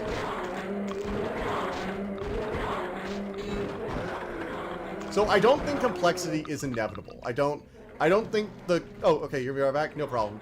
I don't think the complexity of card games is inevitable. I do think that complexity or corporate greed will get you in. It's one of the two. There's no way around that. You can argue that something will do it in, but it's not ever one thing. There's not like a single thing that does card games in. If it's not complexity, if you do have a corporation that cares enough about at least maintaining the entry-level proposition, it's gonna be the corporate greed. Corporate greed has definitely gotten Magic by a stranglehold. I will freely admit that Magic has fallen full on to the corporate greed gravy train, and it is actively damaging several of its formats. Like, we just talked about how Lorwyn is a really fun set, you know? Lorwyn is an awesome set. Lorwyn is a fantastic set, and I don't think a lot of its mechanics are super complicated either, because, like, it's bringing back Evoke as a main thing. Yes, there are cards with lots of text, but even as much as we like to joke about Magic cards being Yu-Gi-Oh cards, even the worst Magic card that's not an unset card, that's actively trying to be user-friendly, outside of the unsets, which have got the latest unset was less than fun, and I'm not getting into that tangent. Outside of the unsets, no Magic card has even approached old Yu-Gi-Oh levels of complexity. Like, Yu-Gi-Oh from the original series, like Thousand Eyes Restrict or something like that, and I mean, that's not a good card, but like, even like GX had cards where they had to actively make the font teeny eye strain O vision just to fit all the text on it. Magic has not gotten there yet. Controlled by my separate governing bodies. Yeah. So to Dawnseeker, I would argue that no, card games are not inevitably doomed to complexity. However, it is human nature to ruin everything we build, so something else will probably do them in. Eventually. If it gets popular and lasts long enough, eventually someone will ruin it. It's just like a fact of life now, and I hate that. Very depressing. Maybe I should get off this tangent. But yeah, I'm sorry I had such a hard time articulating that. I did enjoy having the conversation about that, because I do think Magic does a lot right that it doesn't necessarily always get credit for. And I feel weird complimenting it. Like, you know, this is the set with the TMNT set coming out soon. It feels weird to be complimenting Magic when I'm actively not going to buy any cards from the next, like, 2 sets. And I actively hate Universes Beyond. The sad thing is I can't even say Universes Beyond isn't onboarding new players, because it actively is. That's one of the reasons they're doing so many Universes Beyond set. Flip Sagas were getting there. Sure, Flip Sagas were getting there, but Flip Sagas, like, don't generally flip back unless they're Final Fantasy or Universes Beyond stuff. And as much as you want to say Universes Beyond has done a lot of horrible things, it hasn't gotten rid of new players. It's gotten more of them. It was a good conversation. Thank you. I have never, like legitimately, I've never seen as many new players at Magic the Gathering than I did at Final Fantasy. And you know what? As much as I want to be the contrarian, the Final Fantasy set was probably kind of, it was kind of good. It was kind of good. I hate to admit that. I don't want to admit it was good, but it was. And the Avatar set was good. It was. Now, does that necessarily mean I want every property to be in Magic the Gathering? No, I don't. I don't want every property to be Magic the Gathering. But it feels inevitable. Oof. How far back am I going? Oh god, I'm going all the way back to the chains.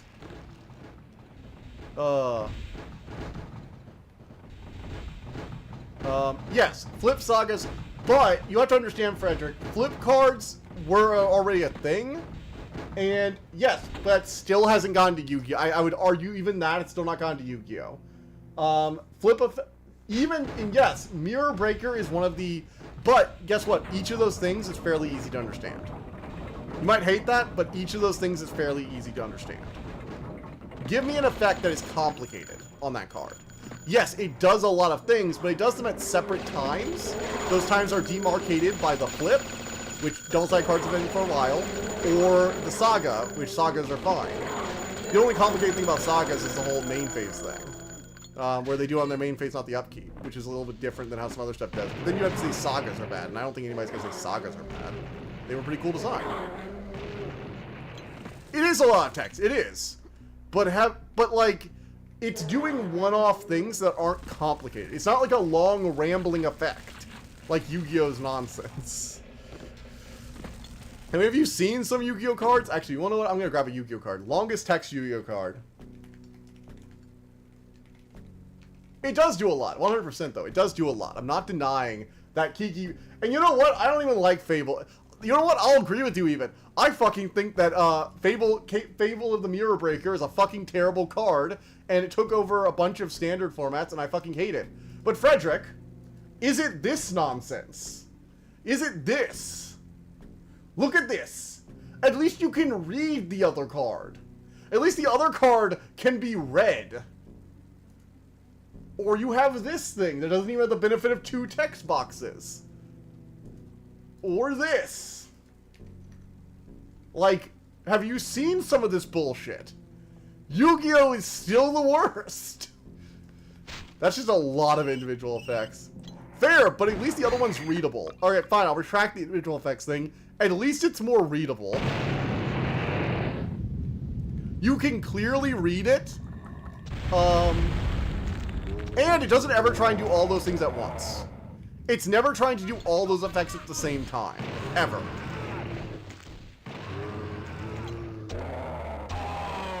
Like, the Jigi's Mirror Breakers effects are only relevant on the turns that the saga flips, unless you're doing proliferate shenanigans, but that's advanced play. We're talking about beginner friendly. Does this on this turn, does this on this turn, does this on this turn. It has a clearly demarcated, like, format for it. And if Yu-Gi-Oh! Had flip cards, holy fuck, we'd be in trouble. Actually, that's a question. Why does Yu-Gi-Oh! Not have, like, double-sided cards? Has Yu-Gi-Oh! Never done double-sided? I just kind of realized that. I don't think I've ever seen a double-sided Yu-Gi-Oh! Card. Huh. Has Yu-Gi-Oh! Actually avoided being a double-sided card game? Okay, fine. Point to Yu-Gi-Oh! For never doing double-sided. Oh, I like double-sided cards, though. And you're right, it is a lot of individual effects, but there are very few cards like Kiki-Jiki 2. Like, for as bad as that card is, and I will even admit, it could probably be difficult for a new player to understand everything that's doing, or to, like, fully, even if they understand each individual effect, to fully internalize, like, how to play the card and how to best play it. To be fair to Kiki-Jiki, it's also just kind of a free value engine. Like, even if you don't understand it, you can kind of just play it and let it do its thing and get value. That's actually the thing I hate it for more, personally, is the fact that Kiki-Jiki Mirror Breaker is such free value of a card. If you've never played against it in Pioneer, I am actually jealous, actually. I'm very jealous. Being a single side to keep the card hidden. No, so double-sided cards you play with sleeves.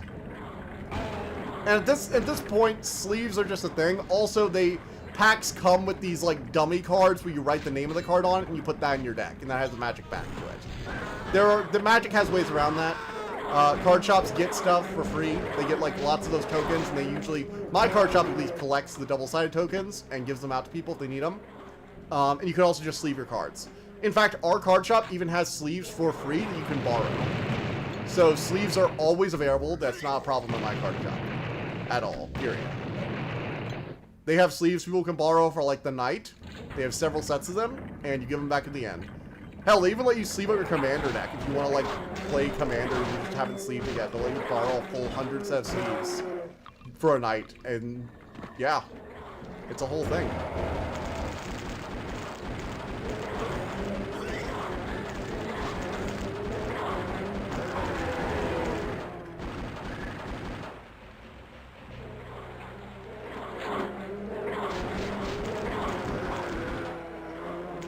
The Magic solved the double-sided problem. Double-sided is a thing. However, I will say, Kikujiki is a kind of rare card. There aren't a ton of cards that do as much as Kikujiki.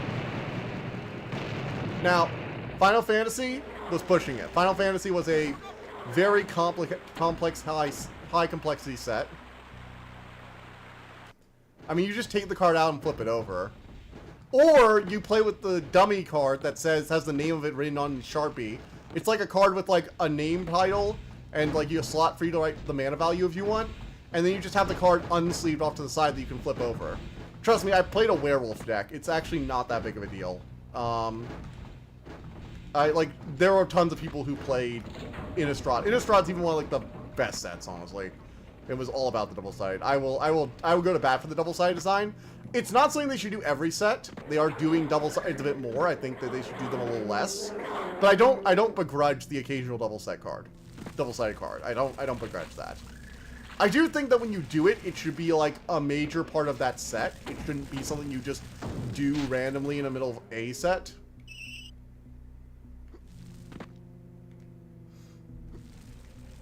To be fair, that's for Commander. It takes like 5 to 10 minutes to sleeve a draft deck. Or a 60-card deck. It doesn't take that long to sleeve a 60-card deck. Come on, Fred. I mean, hell, you have to sleeve a draft deck anyway. That's not even like a cost for drafting. Everyone has to sleeve their cards because nobody has them pre-sleeved.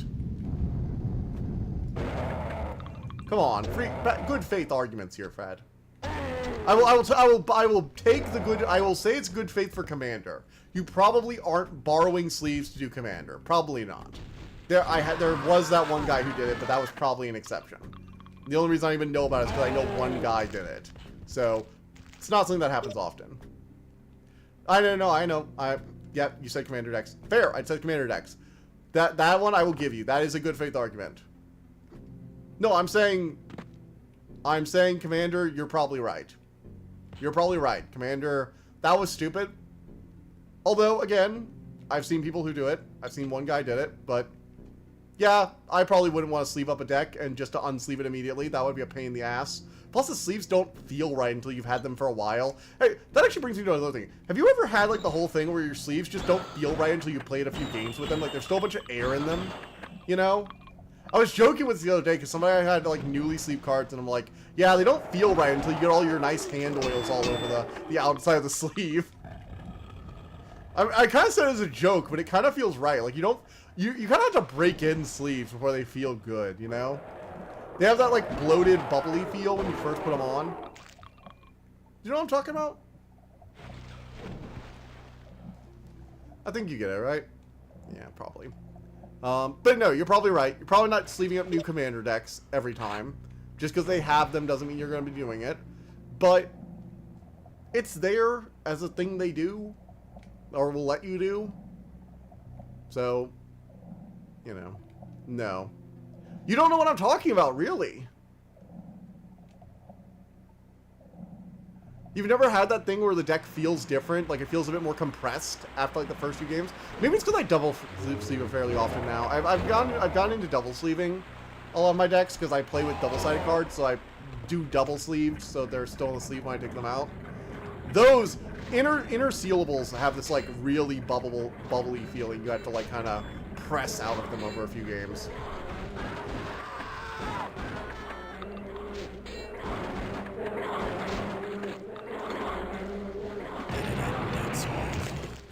That's all, folks. My point is, sleeves is extra steps that Yu-Gi-Oh! Being seen. I mean, Yu-Gi-Oh! Players still sleeve their cards usually. It's still a thing they do. It's not something they have to do. And to be fair, you don't do it in every Magic set. Actually, See, okay, we're about to the end. Before I end this, I'm curious now, because Dawnseeker's comment there just made me think of something. How many Magic sets of the recent Magic sets have actually had double-sided cards? So let's do this. I'm gonna go ahead and move this to the end. We're gonna check out and see how many cards are double-sided. So how many sets have been double-sided in the last year? Well, actually, I'm now curious though, because double-sided cards like have become more common. I'm not gonna deny that. They've been in a few sets. So Avatar had it. Let's go by release date, because we're getting all these double. Those are a bunch of art cards. So the Marvel set's gonna have it. The Lorwyn set had it. Avatar had it. TMNT does not seem to have any. At least none have been spoiled. These are art cards. They give them out. I really should have done legal and paper. Double-sided is when a card has two sides. Or game paper. Let me do game paper. I'm getting a lot of these art cards. These are actually a kind of cool thing Magic did. They do these like full art treatments with like the artist's signature on them. I love these things. They're kind of neat. They pop up in packs randomly in like a token slot. It's actually kind of cool. Alright, so actual cards now. Looking at frickin'... Okay, legal vintage. Fine, game. This is not part of the game of paper, the frick, double-sided. It's where you have a card on both sides. Also, they have these treatments now, which are cool. So these are actually kind of cool. They're alternate arts. You don't play these as double-sided cards. You choose a side, and it's like two versions of the card for one. I really like these. These are nice. Mostly because people who are after chase cards like these sleeve anyway. These are usually pretty expensive. So Avatar had it. Lorwyn had it. Final Fantasy had it. Spider-Man had it. On like a single cycle. That's weird.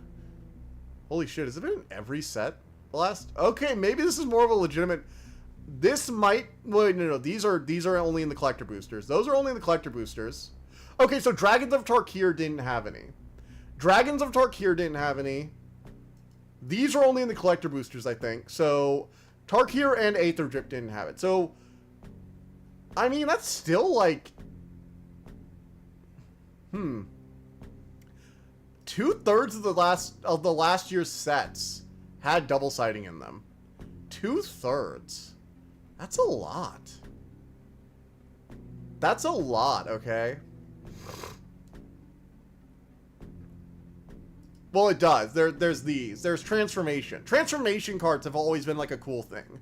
They actually made werewolves, like old Innistrad. Like old Innistrad is really cool. Actually, let's go to Ascending so I can show you some of the oldest. So the oldest cards to transform are still fairly recent. They're from like 2011. This was the original Innistrad, considered one of the best sets in all of Magic. And it had cards that would transform. So you had like people getting turned into like Frankenstein mutants. You had people turning into werewolves. Bats turning into vampires. This was very like Victorian age horror, gothic horror, that's what I'm thinking of. This is a really cool set. It's why my cube doesn't have double-sided cards. I will say double-sided cards have become way more common. And now that I'm seeing it, yeah, I'm seeing it now. Because like they had this gap where Innistrad was one of the only places with double-sided cards. Because like there's this from like 2011, 2016, and then we jump, so we jumped to like... So OG Innistrad had a bunch, and then we started having them in Magic Origins in like 2015, and then it's just been nonstop. I will say, I have some of the double-sided cards out there, some of my favorite cards of all time. Like, I fucking love Storm the Vaults. I think it's a great card. I like Vault of Katakan for pirate decks. I think modal cards are really cool. They give you different options, like playing a land instead of a card. I think these are really nice. I think they're fun. They're all extremely below rate, but you can play them as a land. So you can essentially play them as a tap land in a land slot, which means you can have more gas in the late game. Thank you. You had, like, the gods and their weapons. So you could either play the god or the sword the god held, or, like, Turgrid and her Lantern of Pain. You know, Egon or his throne. Asika, or her prismatic bridge that she built. Like, these are really cool because they're a god and a god thing the god's connected to. Both on one card. I like these, modal. You can play either or, you can't play both. They have these cool double-sided lands that I think are adorable and amazing and I love. With beautiful, stunning art. So I think double-sided cards can be good in moderation. They can be interesting. I will say, the fact that 2/3 of the sets had them last year, and the fact that one set only seemed to have a single cycle, which means you're going to have to pull it out for literally 5 cards, I am less okay with this. I'm less okay with a set having, like, 5 cards that you have to play like that. If it's a regular, because the regular thing, you can just have a double-sided, like, proxy in every pack. But if you only have... So you pull it out and you flip it over. This is not rocket science. I mean, yes, I get it. I mean, it's a little patronizing. But, like, it really... maybe it's just me. It's just not a big deal to me. Pulling it out and flipping it over for, like, 1 or 2 cards in your deck is not a huge thing for me. That might just be a me thing. You play it in a sleeve, you pull it out, and... Boom. Or, again, there are these proxies, and let me see if I can find one. Magic Gathering double-sided proxy. MTG sided proxy. So there is this also, where you keep the card off to the side and you put this in your deck, or something like this. You can put the name of the card and its mana cost right here. This is a thing that will come in packs, and you can literally just, like, use a pencil, jot down the name of both sides, jot down the mana values, and you put this in the deck, and then you flip it over. Do tournaments have a problem with it? No. No, tournaments don't have a problem with double-sided cards. They have more of a problem with foils, because foils crinkle, and crinkled foils can make it easier to see where the card is in your deck. Oh, sorry, my throat is getting a little sore. I do know that I knew that foils can get banned from tournaments if they're too crinkled. True. And I have had games like that. Actually, it's one of the reasons I stopped playing my werewolf deck. Because I had this one game, and it was literally one game. It wasn't even like a majority of games that are like this. I had one game where the deck was really going off. And I had a bunch of werewolves on board. But this is also where I get to the caveat. Because there are 2 types of werewolf triggers, due to the fact they now have a keyword for it, but doesn't errata because they thought it'd be too power crept. Bullshit. I think that was bullshit, by the way. The game essentially has werewolves transforming at different times, and I couldn't just flip everything, and I was having to track 2 separate things. That was the problem with my werewolf deck, though. It was the transformation combined with the double tracking that got me there. And also, that's why they probably haven't done Night and Day Bound again, because they refused to errata the cards. They should have errata the cards, so they're all doing it at the same time. That's on Wizards right there. It's not even a complexity thing. That's them not doing things properly, in my opinion. I will argue the Day-Night Bound should have been errata till the day I die. I know it would have been a Power Creep errata, but I think it should have been a Power Creep errata regardless. Anyway. Also, you can say the same thing about, like, needing the double-sided tokens as you can say about needing, like, tokens for dogs, or tokens with keywords like flying, or tokens that have counters on them. There's a whole set of things you can do. Still, I do think Magic as a whole has aged pretty well. You really love How to Train Your Dragon. I do really love How to Train Your Dragon. I love How to Train Your Dragon a lot. Why do you say... Oh. Yeah, I forgot. That's my board. Power level erratas are bad, and you should be bad for endorsing it. I'm not even endorsing it for the power level errata. I'm endorsing it because oh god, so we turned into a Magic stream, haven't we? I'm endorsing it because I don't like that the werewolves have 2 separate triggers now. Like, here, I'm going to show you guys, because you guys don't know what I'm talking about. So, here's this. There is... Let's go to werewolf. Type werewolf. Also, Scryfall is excellent. So this is an old werewolf. Huntmaster of the Fells. Classic card. Very good card. Werewolves have a transformation effect. And it's the same transformation cap on all old werewolf. If there's human, at the beginning of no spells, at the beginning of each person's upkeep, if no spells, I'm still wrong. You have not tried to play a werewolf deck with both types of werewolves. You can try to do both. You can deal with them, half your cards flipping at different times, and then you can tell me I shouldn't ask for the power level errata, okay? You can do that if you feel like it. You can try my werewolf deck and feel its pain. But these are the old werewolves. And now we have new werewolves. It says the same thing, you think. If a player casts no spells during their own turn, it becomes night. Except, there's a small difference. Because it says their own turn, the other werewolves can be transformed. So basically, in order for the Huntmaster to Fells transform, you have to cast nothing on your turn, and your opponent can't cast anything. If your opponent casts an instant speed spell, he stays a human. And he doesn't do the cool thing where he transforms into a werewolf and bites something. But this, if they cast a spell during your turn, doesn't matter. This will still flip. And so you have werewolves flipping off their, like, cycles. So you have some flipping then, some flipping there. They had the commander force flip all the old ones, which almost is like... They also had the commander literally force flip all the old ones. Hint, hint, they want them to flip at the same time. No, Tovolar. Tovolar. They literally just want them to flip at all the same time. You know, but... It's a whole thing. It's a whole thing. It's... Anyway. That's my personal beef. I think I think all the old werewolves should have been daybound tonight to be night and daybound. Casting spells sometimes on copies. You're right. There are a bunch of other effects kind of like that. This is just the personal one that gets me up in arms. I'm sure you know what? There are also people that think split cards. So, like, I'm probably wrong. I admit that it's a power level errata. I just want it. I want it really badly because I feel I don't like playing my werewolf deck as it is, and I want to go back to playing my werewolf deck. Deal with cards and different triggers, he says. Fair! Eat my own words. I freely admit that. Eat my own freaking words. Anyway. This has been fun. I should talk about matching more often. This is a lot of fun. Maybe we should, like... I don't really want to play Arena. I really don't. Ooh! I know. We could pull up Magic Online. Or Tabletop Simulator. Fred, I just thought about that. You and me could play, like, play with one of your custom sets on Tabletop. That could be a cool thing to do in one stream. Anyway, good night. Good night, everybody. I think this is where we're going to end it. I will see you guys all next time. Bye.